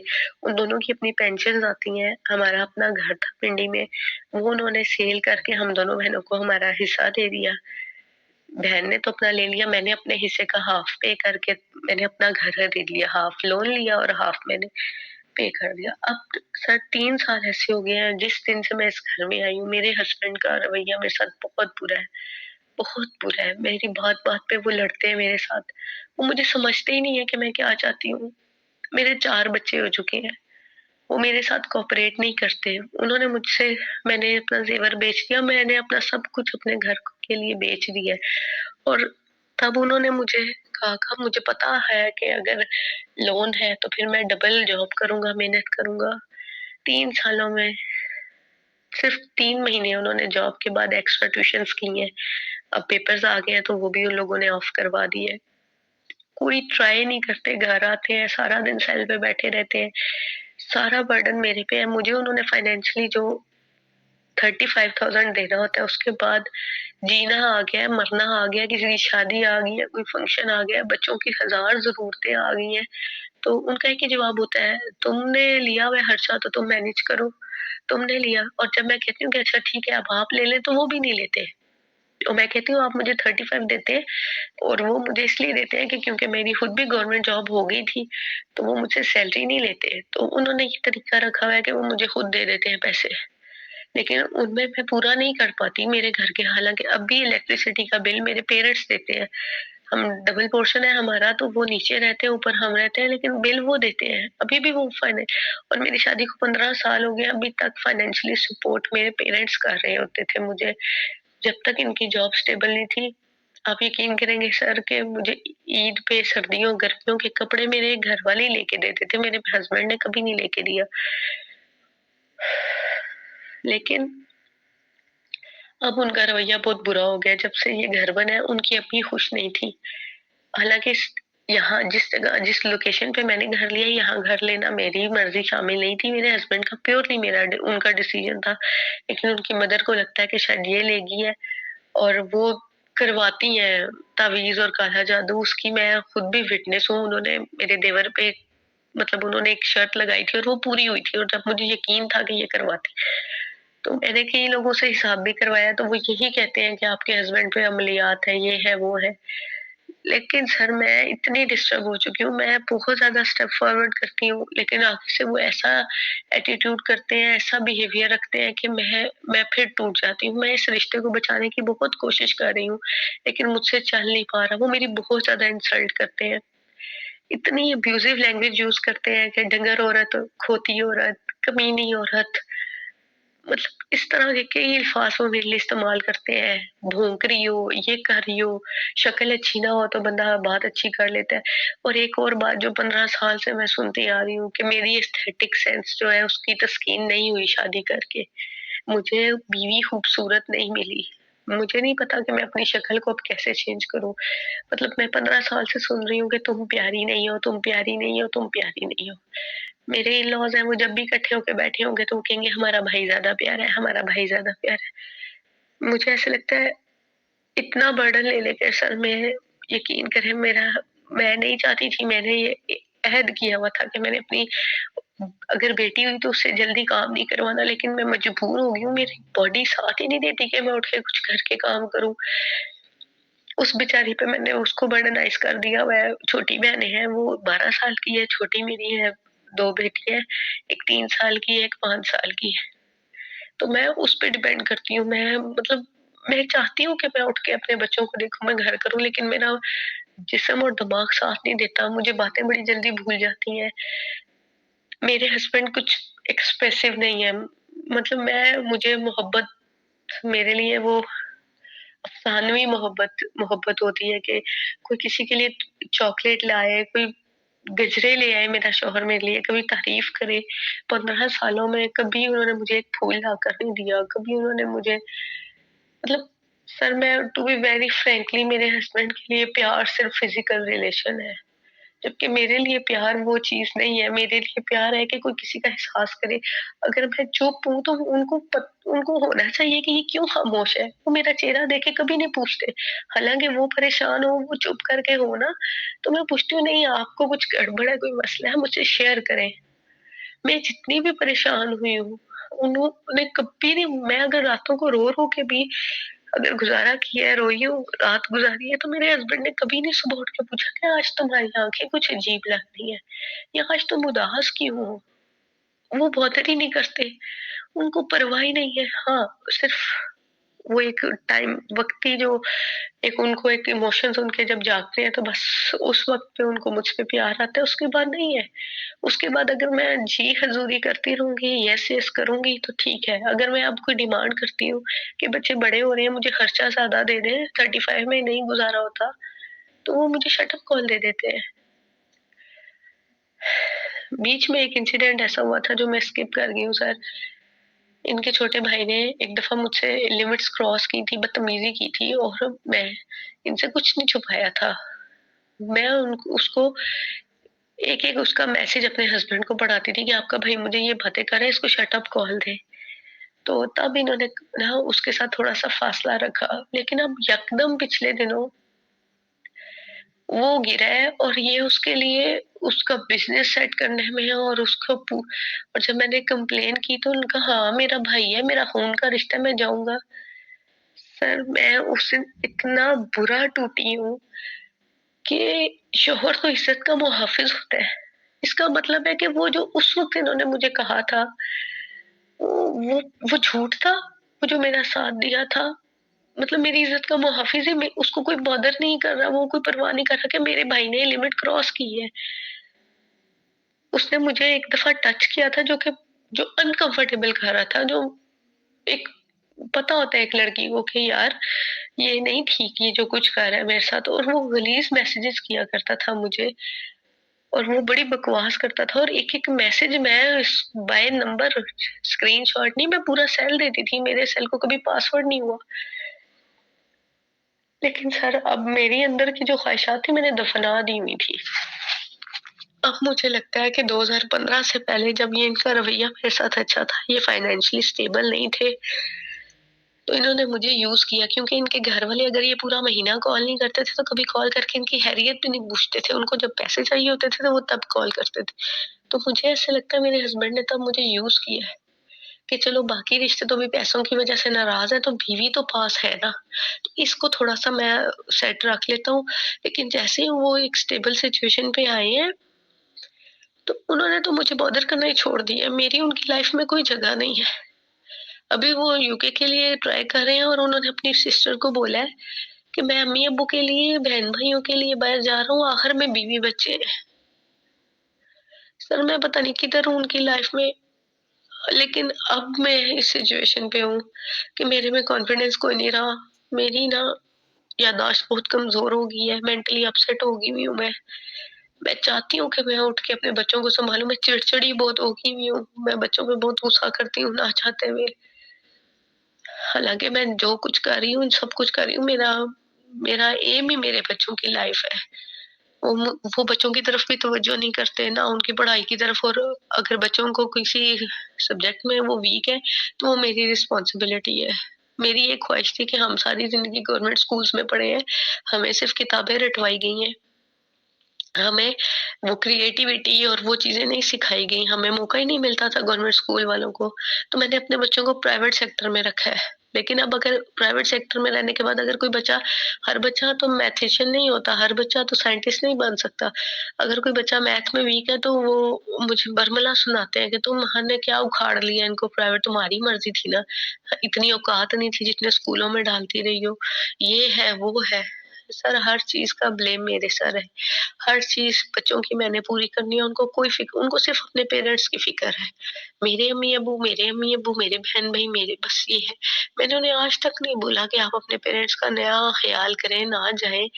लेकिन सर 2 रातें हो गई हैं, कल से गए हुए हैं, वो घर नहीं आए, वो अपने पेरेंट्स के पास हैं। यहाँ पे वो यहाँ पे नहीं होते, तो यहाँ पे कमी फ़ील होती है बच्चों को। वहाँ पे वो रात सोए ना सोए, किसी को कोई बॉदर ही नहीं करेगा, किसी को कोई उनके होने ना होने से कोई फ़र्क नहीं है। दिन को बेशक जाएँ, लेकिन नहीं, वो हर वो काम करते हैं जिससे मुझे अज़ियत होती है। मेरा मेन सिचुएशन ये है कि मेरी अब जो ख़्वाहिशात अंदर थी ना कि कोई मुझे भी चाहे, कोई मेरे लिए भी बेकरार हो, कोई मुझे भी तोहफ़ा ला के दे, कोई तो मुझे भी तो कोई आके कहे कि बेगम चलो आज बाहर चलते हैं, कोई मेरे लिए फूल लाए, कोई मेरे लिए गजरे लाए, वो चीज़ नहीं हो रही। वो और अब मुझसे ये चीज़ कोप अप भी नहीं हो रही। मुझे ऐसे लगता है कि मैं कुछ गलत कर जाऊँगी। मैं आज तक मैंने कभी किसी और को किसी दूसरी नज़र से देखा ही नहीं। अपना माज़ी भी भुला दिया, सब कुछ भुला दिया। 2009 से मैं अपने हस्बैंड के साथ एक-एक पल, निकाह में आने के बाद ये शख्स साबित नहीं कर सकता कि मेरी बीवी का कोई किसी के साथ अफ़ेयर था। पास्ट तो हर किसी का होता है। शादी से पहले की लाइफ़ पे ना मेरा इन पे कोई हक था, ना उनका मेरे पे, लेकिन शादी के बाद तो है। तो ये साबित कर सकते हैं कि मैं, ऐसा कुछ भी नहीं है मेरी लाइफ़ में, लेकिन अब मुझे लगता है कि मैं अजीब से दोराहे पे खड़ी हूँ। मैं इस रिश्ते को लेके नहीं चल पा रही। मैं कोशिश करती हूँ। अभी पिछले कुछ महीनों में बहुत ज़्यादा क्लैशेज़ हुए हैं, बहुत ज़्यादा लड़ाई हुई है, लेकिन मैंने फिर भी एक कोशिश की है। बर्थडे है ये, मैंने सरप्राइज़ उनको लंच दिया, पार्टी दी है, हम दोनों गए हैं, ट्रेनिंग थी मेरी। मैंने कोशिश की है कि नहीं मेरा रिश्ता बहाल हो, लेकिन सर एक मैं ही करती हूँ, मैं हमेशा सरप्राइज़ेज़ देती हूँ, मुझे आज तक नहीं मिला। मेरे मुझे कभी स्पेशल फ़ील ही नहीं करवाया मेरे हस्बैंड ने कि मैं भी किसी के लिए स्पेशल हूँ। हर चीज़ किसी ने कहनी है तो कर देनी है, किसी ने कहनी है तो कर देनी है, वरना नहीं करनी। मेरी शादी के बाद फर्स्ट बर्थडे थी और मैं घर में तैयार होकर बैठी हुई हूँ और मेरा शौहर सारा दिन घर ही नहीं आया। रात को 10 बजे घर आया। ये जो चीज़ें हैं ना सर, ये मुझे बहुत डिस्टर्ब कर चुकी हैं। मेरा मेंटल हेल्थ मेरी ना बिल्कुल ऐसे लगता है तबाह हो गई हुई है, मैं हूँ ही नहीं। मुझे लगता है मैं कुछ अरसे बाद मर जाऊँगी। मेरा ज़िंदगी से दिल जो है ना बिल्कुल बेज़ार हो गई हुई हूँ। मुझे मुझे वो मोहब्बत चाहिए जो मुझे चाहिए थी, जैसी मोहब्बत मैं चाहती हूँ, वो मोहब्बत मुझे नहीं मिल रही, और अब मज़ीद मैं अपनी इस ख़्वाहिश को कंट्रोल नहीं कर पा रही कि ये सब अफ़सानवी बातें हैं, ये प्रैक्टिकल लाइफ़ इससे अलग है, लेकिन बाकी सब अपनी-अपनी ख़्वाहिशात पूरी कर रहे हैं। वो दोस्तों के साथ भी जाते हैं, वो उन्होंने अपनी वो रखी हुई है, एक्स गर्लफ्रेंड की कज़िन्स हैं, उनसे भी बातें होती हैं, अपने माज़ी को भी याद कर लेते हैं, वो सब कुछ मैं बर्दाश्त कर रही हूँ। मैंने तो वो भी बर्दाश्त किया है सर कि मेरा बेटा हुआ हुआ था और मैं रात जाग रही थी और मेरा शौहर मेरे लिए नहीं जाग सकता था। 4 बजे तक अपनी एक्स गर्लफ्रेंड से बातें कर रहा होता था मेरे पास बैठ के फ़ोन पे। घर में कोई मसले चल रहे हैं इनके पेरेंट्स के साथ, इनकी बहनों के साथ, तो वो मुझे हौसला देने की बजाय बाहर जाकर ज़मीनों में कहीं खुली जगह बैठ के अपनी एक्स गर्लफ्रेंड से शेयर कर रहे होते थे। मेरा बेटा पैदा हुआ तो मेरे शौहर ने आके कहा ये एक स्पेसिफिक नाम है, ये रखना है बेटे का। जी क्यों रखना है? क्योंकि ये मेरी गर्लफ्रेंड ने मुझे कहा था कि जब आपका बेटा होगा तो आप ज़रूर रखिएगा। मैंने ये सब कुछ बर्दाश्त किया है, ये चीज़ें मुझे पिंच करती रही हैं। लेकिन अब मुझे नहीं समझ आ रही, प्लीज़ मुझे गाइड करें। मुझे लगता है कि मैं कुछ गलत कर बैठूँगी। मुझे अब ये चीज़ें चाहिए, मुझे मेरी वो ख़्वाहिशात की तकमील चाहिए, मुझे भी किसी की मोहब्बत चाहिए जो मेरे लिए पागल हो, जो मेरे लिए दीवाना हो, जो मेरे लिए तड़पे, जिसको मेरा ख़्याल हो, जिसको पता हो कि इसने खाना नहीं खाया तो उसको फ़र्क पड़े, यार इसने खाना क्यों नहीं खाया? अगर मैं बीमार हूँ तो उसको तकलीफ़ हो। लेकिन ऐसा कुछ भी नहीं हो रहा और मुझे लगता है कि अब शायद मुझे बच्चों के लिए अभी मैंने डिसीजन लिया था कि मैंने इस रिश्ते को ख़त्म करना है, लेकिन मेरे पेरेंट्स ने फिर मुझे मना कर दिया कि बेटा आपके बच्चे जवान हो रहे हैं, 3 बेटियाँ हैं, इनके बारे में सोचो।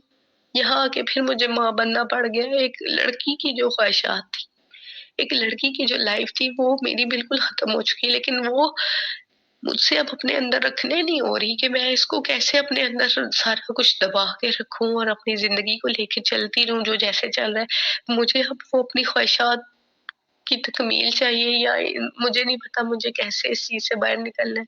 मैं आपसे रिक्वेस्ट करूँगी कि आप मुझे गाइड करें, और ऐसी मुझे पता है कई लड़कियाँ होंगी जिनके साथ ये इश्यूज़ चल रहे होंगे। तो मैं प्लीज़ आपसे रिक्वेस्ट करती हूँ कि मुझे गाइड कीजिएगा। नाज़रीन, इनको हमने proper through different sessions guide किया है। आप भी अगर किसी ट्रॉमा में हैं तो आप हमसे रब्ता कर सकते हैं, आपको भी हम इंशाल्लाह गाइड करेंगे। और अगर आप इजाज़त देंगे और आप फ्री ऑफ कॉस्ट अपनी ट्रीटमेंट के लिए हमसे रब्ता करेंगे तो हम आपका केस शामिल करेंगे ताकि दूसरे लोगों को भी इससे कुछ हासिल हो सके, फ़ायदा हो सके। नाज़रीन, इन्होंने अपनी ज़िंदगी का पूरा खुलासा हमसे शेयर किया। यकीनन आप भी सुन रहे होंगे और इस चीज़ को समझ रहे होंगे। आपको मैं ये बताता चलूँ कि जो ट्रॉमा से गुज़रता है इंसान, उसके अंदर एक भूख होती है। उसको आम लोगों से ज़्यादा प्यार मोहब्बत चाहिए होता है। उसके अंदर एहसास महरूमियत जो है ना, वो एक रोग बन के उसके अंदर रह जाती है और उसको जितना भी कुछ मिल जाए उसे ज़्यादा चाहिए होता है। लेकिन यहाँ तो मामला ही उलट है। यहाँ तो एक नॉर्मल इंसान को जितनी कदर और जितनी वैल्यू चाहिए होती है, उतनी भी नहीं दी जा रही। तो ऐसे में नफ़सियाती मसाइल पीक पकड़ जाते हैं। नाज़रीन, इनको हमने कुछ दिन गाइड भी किया फ्री ऑफ कॉस्ट। उसमें से भी मैं आपको कुछ अपने मैसेजेस भी शामिल करूँगा कि हमने इनको कुछ मोटिवेशन के लिए कुछ बताया, वो भी हम शामिल करेंगे। आप अपना फीडबैक देना भूलिएगा मत। बहुत शुक्रिया सर, आपने मुझे गाइड किया, मुझे बड़ी खुशी हुई है। मुझे था कि आप शायद रिस्पॉन्स नहीं देंगे, आप बस यूट्यूब पे ही वीडियो डालेंगे और वीडियो में ही थोड़ा गाइड कर देंगे मुझे। लेकिन मुझे काफ़ी अच्छा लगा, आपने मेरी बात को सुना है, समझा है, जज नहीं किया मुझे। अ, मेरी जितनी भी ये अभी तक की ज़िंदगी गुज़री है, वो मैं अपने बच्चों पे, या जिस तरह की मेरी मदर मेरे पे सख्ती करती थी ना, वो मैं अपने बच्चों पे नहीं करना चाहती, कि कुछ हद तक करती भी हूँ।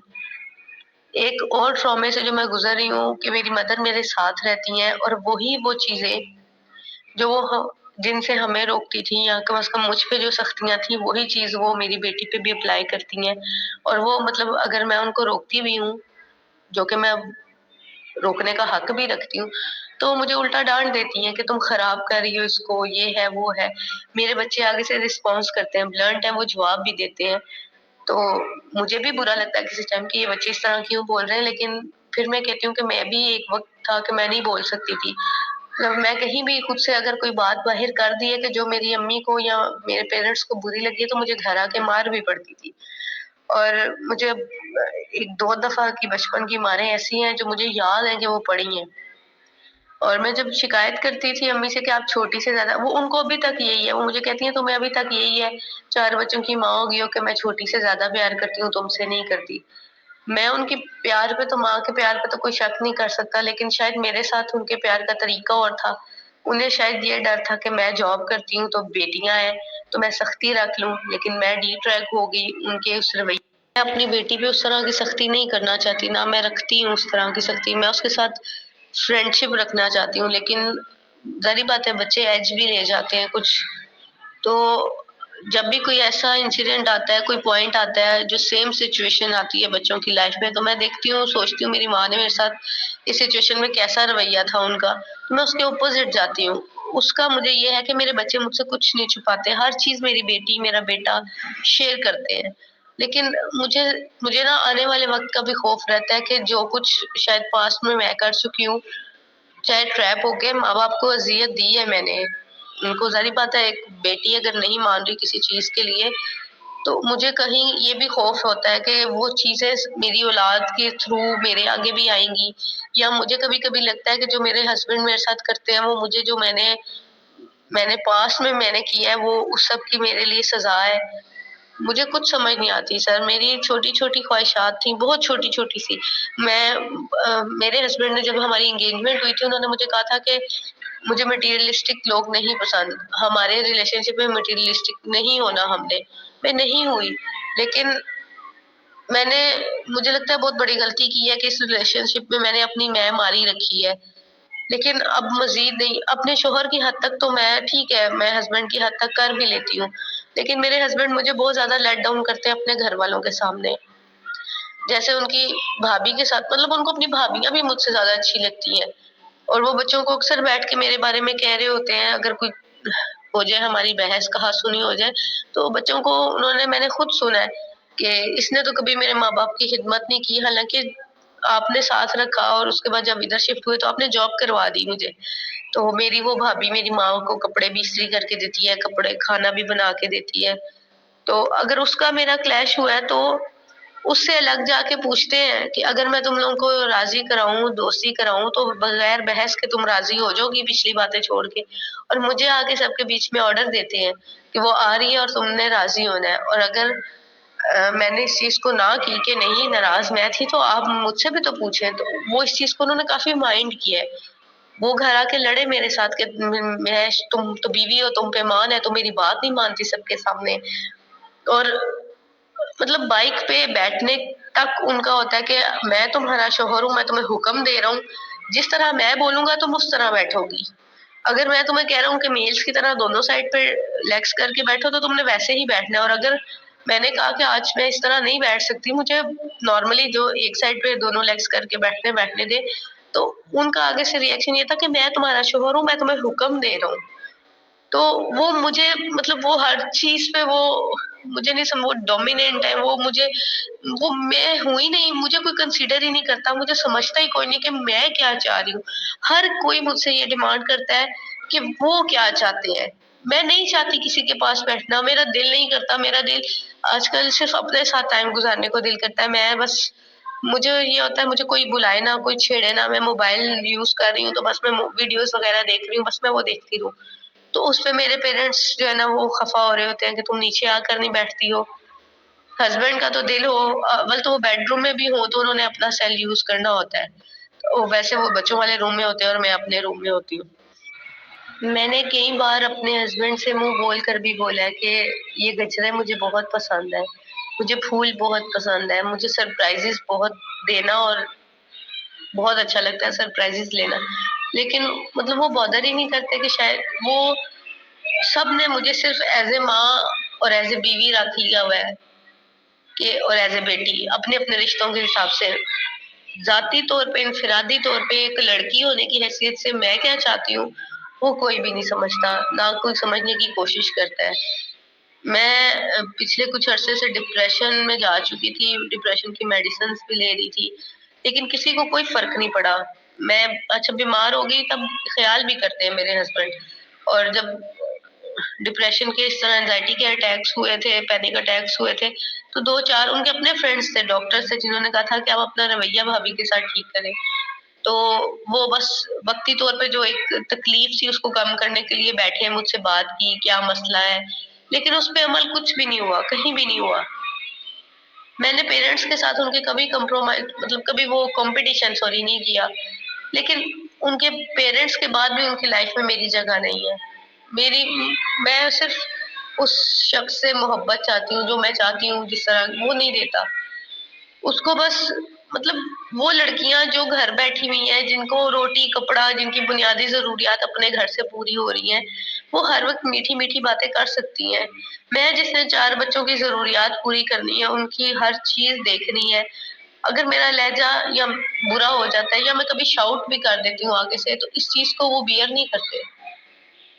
हर चीज़ का बर्डन मेरे ऊपर है, हर चीज़ मैंने मैनेज करनी है, लेकिन मुझे बोलने का राइट नहीं है। मैं बोलती हूँ तो मैंने बहुत कुछ करके देखा है कि मैं उस इंसान को उसके हाल पे छोड़ दूँ, उसकी परवाह करना छोड़ दूँ। अगर उसे फ़ोन करके पूछूँ कि आप किधर हैं, कहाँ हैं, तो वो इस चीज़ से तंग होते हैं। अगर फ़ोन ना करूँ तो वो रात घर नहीं आना, तो वो फ़ोन करके इन्फॉर्म भी नहीं करते कि मैं आज रात घर नहीं आऊँगा। और जब पूछूँ कि आपने बताया ही नहीं कि आपने नहीं आना था, तो आगे से जवाब होता है तुमने पूछा नहीं, मैंने बताया नहीं। उन्हें कोई फ़र्क नहीं पड़ता कि मैं उनको फ़ोन करूँ, उनका पीछा करूँ, उनको बुलाऊँ, ना बुलाऊँ। उनको रत्ती बराबर फ़र्क नहीं है। मैंने उनसे दूर होकर भी देखा है तो वो मतलब वो बिल्कुल ओके है।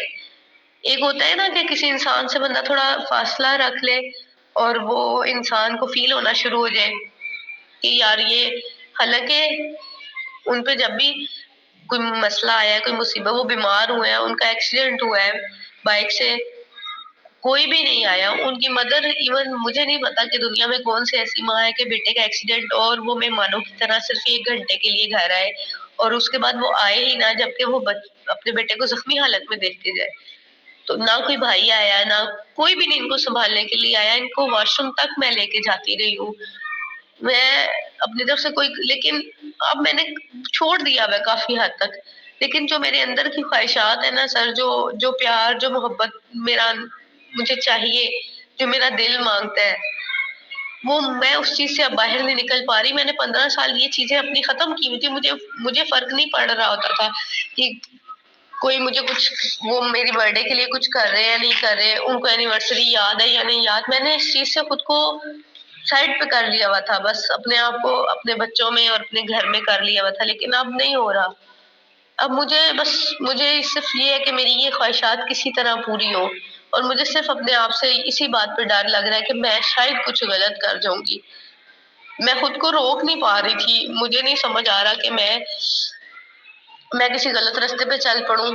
फिर मुझे अपनी इन ख़्वाहिशात की तकमील चाहिए थी, जो पता नहीं मेरी पूरी होनी है कि नहीं होनी, लेकिन मेरा दिल करता है अब कोई मुझे सराहे, मुझे चाहे, मेरे लिए कोई परेशान हो।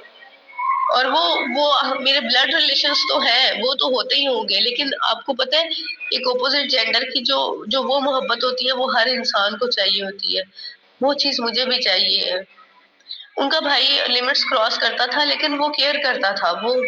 उसकी बातों में वो वो बातें वही होती हैं जिनसे लड़कियों को तस्कीन होती है। वो एक नेचर होती है, गर्ली नेचर होती है। वो उसी चीज़ों से खुश होती है, लेकिन वो अज़ियतनाक होती थी कि वो मेरी डेस्टिनेशन नहीं है। वो ठीक नहीं है, वो जायज़ नहीं है। मतलब मुझे जो एप्रिसिएशन, जो चाहत, जो प्यार अपने हस्बैंड की आँखों में चाहिए, वो नहीं है। जबकि जब मैं बाहर निकलती हूँ तो गैर लड़कों की, गैर मर्दों की नज़रों में जो चीज़ देखती हूँ, वो चीज़ मुझे अज़ियत देती है कि मेरा मुहाफ़िज़ वो है, मेरी इज़्ज़त का मुहाफ़िज़ वो है। लेकिन उन्होंने, सबसे बड़ी तकलीफ़देह बात ये थी कि उन्होंने इस चीज़ को मतलब बिल्कुल ख़त्म ही दिल से कर दिया है कि मेरे भाई ने मेरी इज़्ज़त की एक लिमिट थी, वो क्रॉस की है।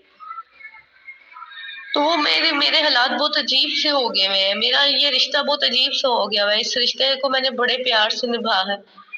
मैंने बहुत प्यार से निभाया, मैंने बहुत कुर्बानियाँ दी हैं इस रिश्ते के लिए।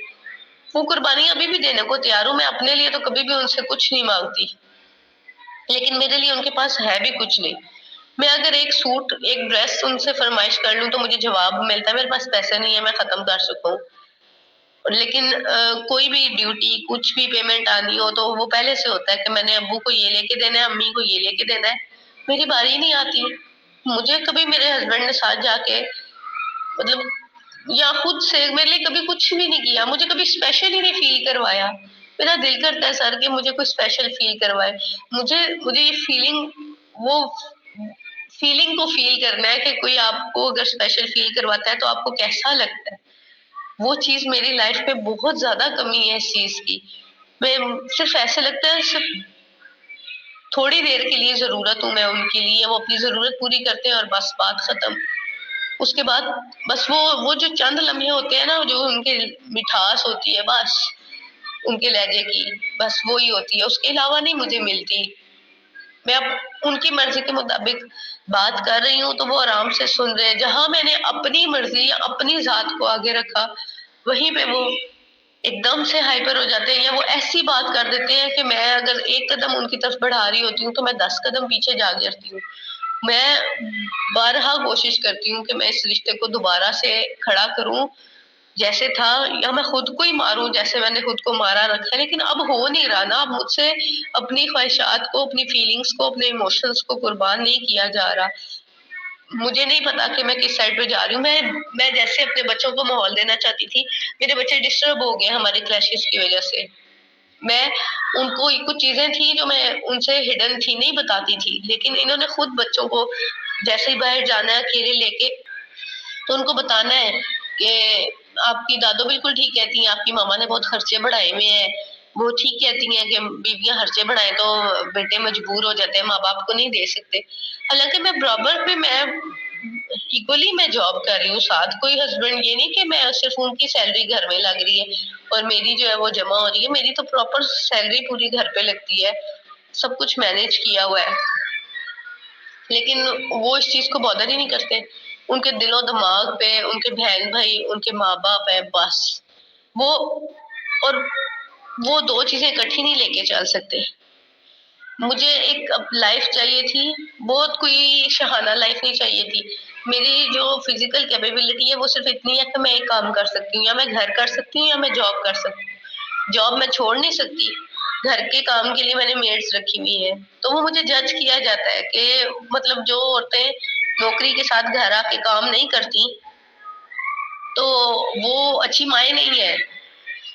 मेरी टाइमिंग ऐसी है कि बच्चे स्कूल से आ जाते हैं, मैं बाद में पहुंचती हूँ, मैं खाना तक बनवा लेती हूँ मेड से, लेकिन मुझे इस चीज पे जज किया जाता है कि अगर मैं बच्चों को कुछ बना के नहीं खिला रही या उनकी फरमाइशें नहीं पूरी कर रही तो मैं अच्छी माँ नहीं हूँ। चाहे मैं उन्हीं की ख्वाहिशात के लिए, जो बच्चों की ख्वाहिशात पैसों के लिए पूरी होती है, मैं उसी के लिए मेहनत कर रही हूँ सर। मैं जॉब करती हूँ, फिर मैं साथ ऑनलाइन भी करती हूँ, रीसेलिंग करती हूँ, जहां से मुझे कहीं पे कोई प्रॉफिट अर्निंग नजर आ रही हो मैं वो काम करती हूँ। लेकिन मुझे करने नहीं दिया जाता, मुझे सपोर्ट नहीं किया जाता, और सपोर्ट के साथ साथ वैल्यू भी नहीं किया जाता मेरे काम को, बजाय इसके। और फिर मुझसे हिसाब लिया जाता है, क्या करती हो, कहाँ करती हो, क्यों करती हो। ये छोटी छोटी काफी ऐसी चीजें हैं जो फौरी तौर पे तो याद भी नहीं आ। एक और चीज सर, वो जो मेरा माजी था, जिन लोगों ने मुझे ट्रैप किया, वो इतना इजी ट्रैप नहीं था कि वो चाहते थे कि मैं उसके भाई के साथ, उनके बेटे के साथ अगर मेरी इन्वॉल्वमेंट हो, तो वो रेडी नहीं बैठे हुए थे।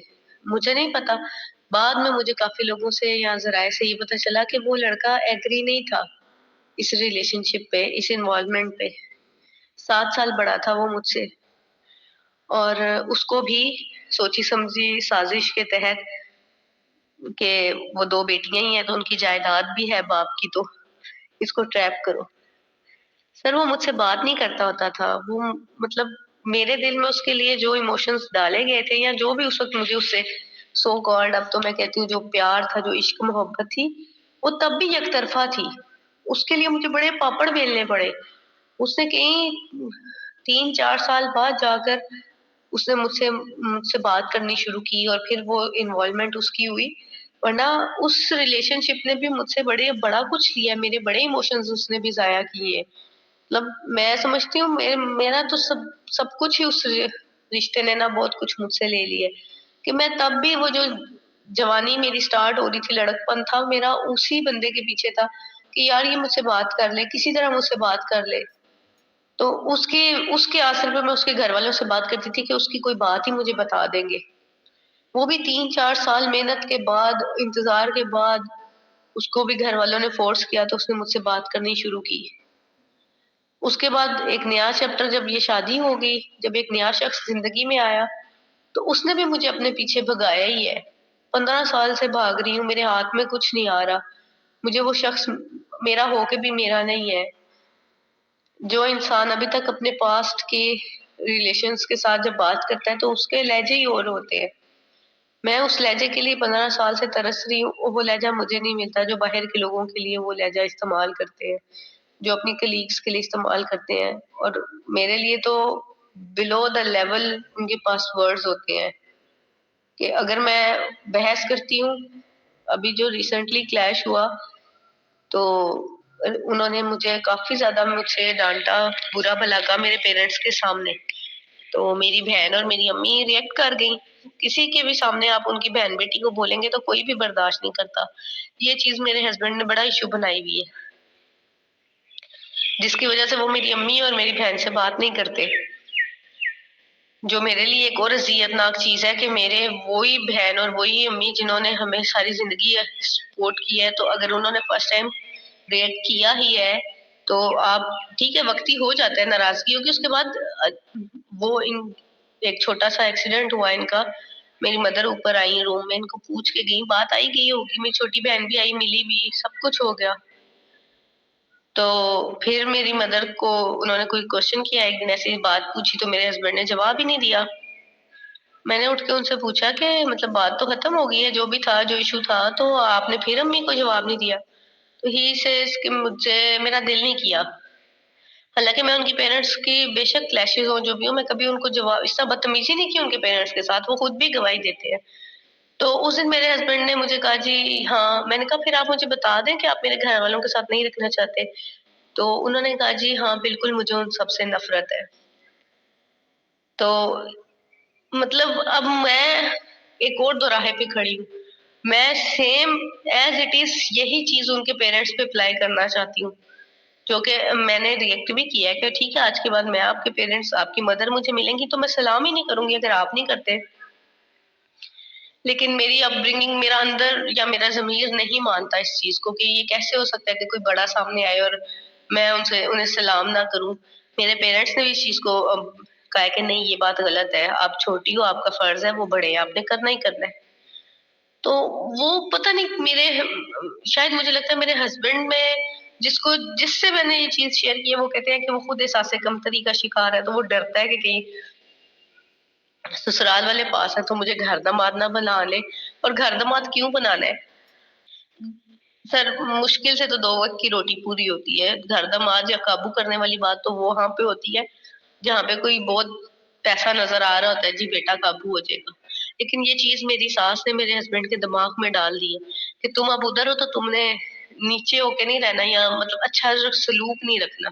ये हमेशा से वो करती हैं और वो मेरे हस्बैंड ऐसे हैं कानों के कच्चे हैं, जो वो कोई घर से दिमाग में बात डालता है उन्होंने वो ही समझ लेनी होती है और मेरी ज़िंदगी अजीरन की हुई है उन्होंने। छुट्टियाँ होती हैं वो सारा-सारा दिन घर से बाहर सारी-सारी रात मतलब रातें भी अभी भी पिछले वीकेंड था 2 रातें वो अपने घर रह के गए। तो और कल मैं कॉल्स करती रही हूँ कि आप घर आएँ मैं वेट कर रही हूँ, वो घर नहीं आए। उन्होंने इस चीज़ को बॉदर ही नहीं किया कि अच्छा ठीक है तुम भाड़ में जाओ। ये जो जॉब होल्डर मॉम्स होती हैं ना, इसके फ़ायदे भी हैं तो इसके नुकसान भी हैं। मुझे खुशी है ये सुन के कि आप ये ऐसा ख़्याल करती हैं कि मैं इस तरह सा सहा है तो मैं चाहती हूँ मेरे बच्चे ना सहें। तो ये चीज़ बहुत अच्छी है। ये चीज़ आपको मुमताज़ करती है। यानी आप भी तो वर्किंग लेडी हैं। आपने नहीं जॉब करना चाही, लेकिन जब सर पे पड़ गई तो फिर आपने चाही और अल्लाह ताला ने किसी न किसी तरह इसमें बेहतरी भी रखी होती है। हो सकता है तब आप बच्चों को ना सही से गाइड कर पाते अगर आपको ये सदमा ना होता। अब आपको पता है कि अगर माँ जॉब पे जाती हो तो बच्चे निगलेक्ट हो जाते हैं, तो आप उसकी कमी पूरी करते हैं। और ये भी अच्छी बात है कि आप मैनिपुलेट होने से बचाते हैं अपने बच्चों को, वरना वो नानी माँ के जबर का शिकार हो जाएंगे, वो बदतमीज हो जाएंगे। बस एक ख्याल करना है, जब नानी माँ टोक रही हो या उनको जिच कर रही हो तब आपने नहीं बोलना। बाद में जब बच्चे बिल्कुल ठंडे हों तब उनको बहाने से चीजें गाइड करनी है कि नानी की उम्र हो गई है, नानी से भी गलतियां होती हैं, मम्मा से भी गलतियां हो जाती हैं, बच्चों से भी गलतियां हो जाती हैं। तो आपने किसी की गलती से बहुत ज्यादा परेशान नहीं होना। मसलन नानी माँ गलती कर रही है तो आपने रिस्पॉन्ड नहीं करना। अपने बच्चों को अभी से आपने मजबूत बनाना है कि वो ट्रॉमाटाइज चाइल्ड ना बन जाए। ऐसी कंडीशन का एक सीक्रेट है। अक्सर मैं साइकोथेरेपी कर रहा होता हूँ ना, तो मैं ये सीक्रेट बताता हूँ। ख़वातीन में अल्लाह ताला ने बहुत ही प्यारे जज्बात रखे हैं, यानी मर्दों का सुकून रखा हुआ, और मीनवाइल औरत का सुकून मर्द में है, अपने हस्बैंड में है। और हम अगर पूरी तरह से अच्छे बर्ताव में रहे ना, कि मैंने अपना सारा सुकून अपने हस्बैंड से लेना है या अपना सारा सुकून अपनी मिसेस से, तो फिर पता क्या होता है, फिर हम बेसुकून रहते हैं। अब बड़ी अजीब मैं बात कर रहा हूँ। अल्लाह ताला तो यही कहते हैं कि ये लिबास है तुम्हारा, हमने उसी के साथ ही तो कंफर्टेबल रहना है हर कंडीशन में। अगर वही उसको ही गैरत ना आए, वही अंडरस्टैंड ना करे, वही हमारे अरमान और शौक और ख्वाहिशों की, हमारी जो साइकोलॉजिकल नीड्स हैं या फिजिकल नीड्स हैं, उनको पूरा ना करे, तो ऐसे जीवन साथी का क्या करें हम, अचार डालें। तो इसमें एक आपने रूल ये बनाना है कि ज़हनी सतह पर मेंटली अपने आप को ये कहना है कि मैं इस बंदे का इस्तेमाल करूंगी। बड़ी अजीब बात है, यानी आपका हस्बैंड है, अल्लाह ताला ने आपको अख्तियार दिया है, लेकिन चूंकि हस्बैंड के दर्जे पे फाइज करके हम एक्सपेक्ट करते हैं कि ये आए, ये मेरी तारीफ करे, ये मुझे ऐसे चाहे, ये वो, तो ऐसा तो हो नहीं रहा। आपने इस तरह करना है जिस तरह हम किसी पे जबरदस्ती नहीं करते। इस तरह आपने सोचना है अभी मुझे ये नीड है तो मैं इसको लूटूंगी, चाहे जिस्मानी तौर पे लूटना हो, चाहे क्या कहते हैं उसके फाइनेंशियल को। आपने बहुत ही जबरदस्त तरीके से, चाहे आपको आर्टिफिशियल ये चीजें बनावटी करनी पड़े, करके पता है, अंदर से पता है कि ये बस वैसे ही टाइम पास कर रहा है, असल इसकी जो है ना मोबाइल के अंदर है या बाहर है इसकी दोस्तियां, या सुकून के रास्ते इसने अपने को निकाल लिए हुए हैं। लेकिन आपने उन चीजों को इग्नोर करके आपने कम से कम अपना सुकून जो है ना वो जबरदस्ती उससे पूरा करना है। आपको समझ आ रही है मेरी बात? इसको गंदा या बुरा नहीं समझना, आपका हस्बैंड है, लेकिन इस चीज का इस्तेमाल इस तरह करना है कि आपको फायदा हो, आपको इस तरह फायदा हो। मसलन आपका दिल कर रहा है, आप उसके पास जाए, नहीं दिल कर रहा, ठोकर मारे, इग्नोर करें, टोटली इग्नोर करें। मर्द मर्द में ये चीज होती है, दिहाड़ीदार मजदूर की तरह वो काम करता है। जिस दिन अपनी जरूरत होगी, जिस दिन उसको लगेगा, उस दिन तारीफ भी करेगा, उस दिन पास भी आएगा, उस दिन बड़े शौक अरमान पूरे करेगा, और जिस दिन नहीं, उस दिन वो महीनों भूल जाएगा। तो ये वाली मर्द की साइकी होती है, और मर्द को इस पे मलाल भी नहीं होता, पछतावा भी नहीं होता, और उसे पता भी नहीं चलता, क्योंकि उसकी जो नीड्स है ना वो बाहर आंखें ठंडी करके पूरी हो रही होती हैं, कहीं पे थोड़ी बातचीत करके पूरी हो रही होती है। खवातीन का मामला हो रहा है, खवातीन को दुनिया ने भी ज्यादा जज करना होता है, एक खातून ने खुद को भी बहुत ज्यादा जज करना होता है। जरा सा कहीं पे उसको कोई चीज अच्छी लगेगी, फौरन ही खुद पे कंट्रोल करना शुरू कर देगी, फौरन ही खुद को बद किरदार के लेबल में इमेजिन करना शुरू कर देगी, और ऐसे हो जाएगी, बहुत ज्यादा अपना आप मार लेगी। तो ये चीज फिर खातून की जो नीड्स हैं वो अंदर ही अंदर भटकती रहेंगी, दूसरा कोई अंडरस्टैंड ही नहीं करेगा। दूसरा बस ये देखेगा कि 4 बच्चे हैं, हस्बैंड है, इसको क्या, पैसे आ रहे हैं, घर है इसके पास, इसको क्या। दूसरा अंडरस्टैंड नहीं करेगा, डीपली अंडरस्टैंडिंग उसकी नहीं होगी। आपको यही चीज करनी है कि आपको एक प्लान बनाना है और उस प्लान पे अमल करना है। एक तो अपने बच्चों को पूरा टाइम देना है, एक आपने जेन्युइनली अपने आप को हैप्पीनेस देना शुरू कर देनी है। आपको पता है ब्रेन में एक केमिकल है जिसको कहते हैं सेरोटोनिन। जितने भी हम एंटी डिप्रेसेंट लेते हैं ना, इसमें वही केमिकल होता है जो हमें ना खुशी से बचाता है, यानी हमें हैप्पीनेस जनरेट करता है। हमारे ब्रेन में वो केमिकल पैदा होता है तो हम थोड़ा हैप्पी फील करते हैं, या हमारी नींद अच्छी हो जाती है। आपने नेचर के साथ ताल्लुक को मजबूत बनाना है अपने, जैसे कि सुबह वॉक पे चले गए, शाम को वॉक पे चले गए, चाहे छत पे चले गए, थोड़ा सा अपने आप को प्रोडक्टिव करना है। फिर मेरा एक लेक्चर है जिसमें मसल रिलैक्सेशन बताई गई है, डीप ब्रीथिंग करनी है, मसल्स को रिलैक्स करना है। ये चीज बहुत कारआमद है। और अच्छे खाने खाने हैं, मसलन आपको विटामिन डी की डेफिशिएंसी नहीं होनी चाहिए, अंडा शंडा खा लिया, प्रोटीन अच्छे लिए, और एक्सरसाइज की। ये काम काज और ये जो वैसे जॉब के लिए पैदल चलना, और ये कोई एक्सरसाइज और कोई वॉक नहीं है। स्पेशल इसके लिए टाइम निकालना जब खाली जहन हो, बिल्कुल फ्रेश मूड हो।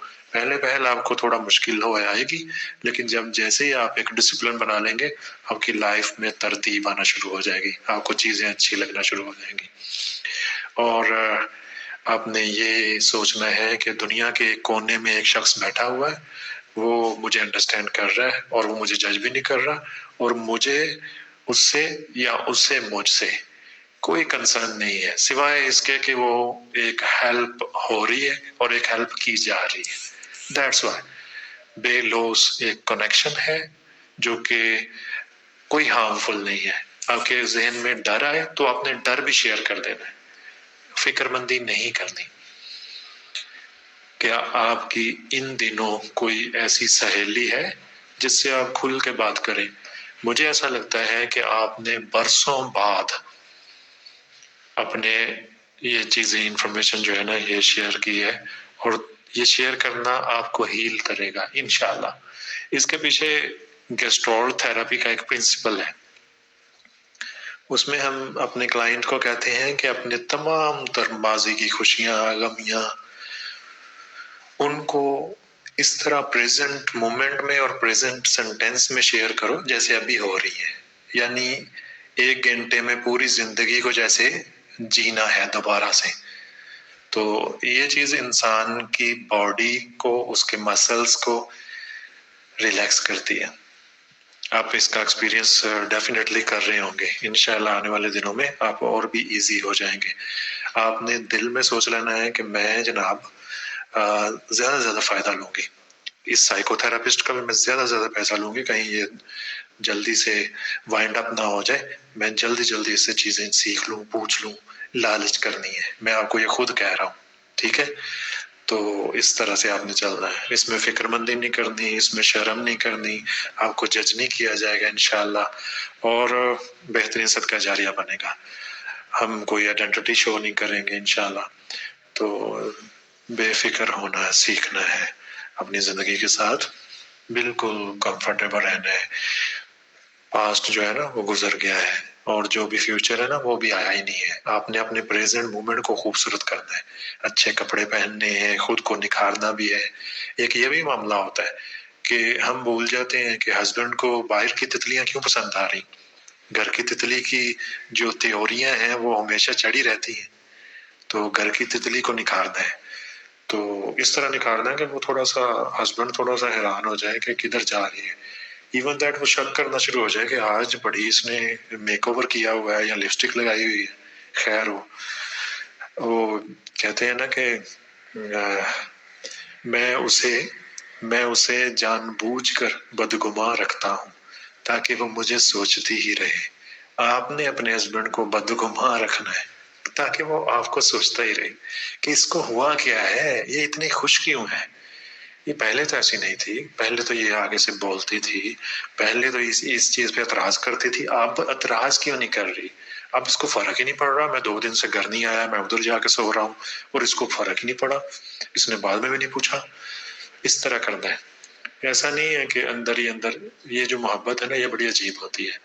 मोहब्बत इंसान को अपने महबूब के गिर्द जो है ना परवाने की तरह घुमाती है। हस्बैंड चाहे इग्नोर करे, वो 2 दिन बाद आ गया, 1 दिन उधर रहा, आके मुझे पूछा नहीं, लिहाजा मैंने बताया नहीं, तो ये कह दिया और जान छुड़वा ली।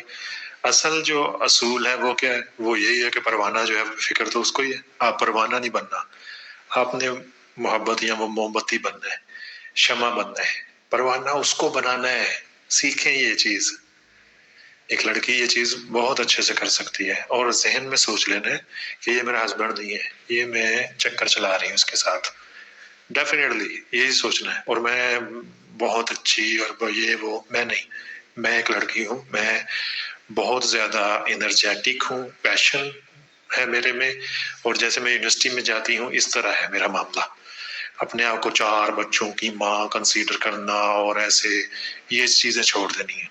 फूलों को दिल करे खुद परचेज करने, अपने लिए गजरा परचेज कर लेना, और करके देखें इस तरह की। हम इसको कहते हैं पागलों की तरह जीना।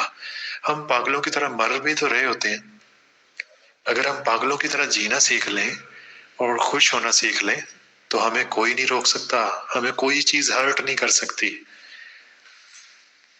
नाज़रीन, उम्मीद है कि आपने इस केस से कुछ सीखा होगा। मज़ीद भी बहुत डिटेल है कि इनके सेशंस हुए प्रॉपर, लेकिन वक्त की कमी के बायस यहाँ पे वाइंड अप करते हैं। अपना बहुत सा ख्याल रखिएगा और दुआओं में मुझे ज़रूर याद रखिएगा। अल्लाह हाफ़िज़।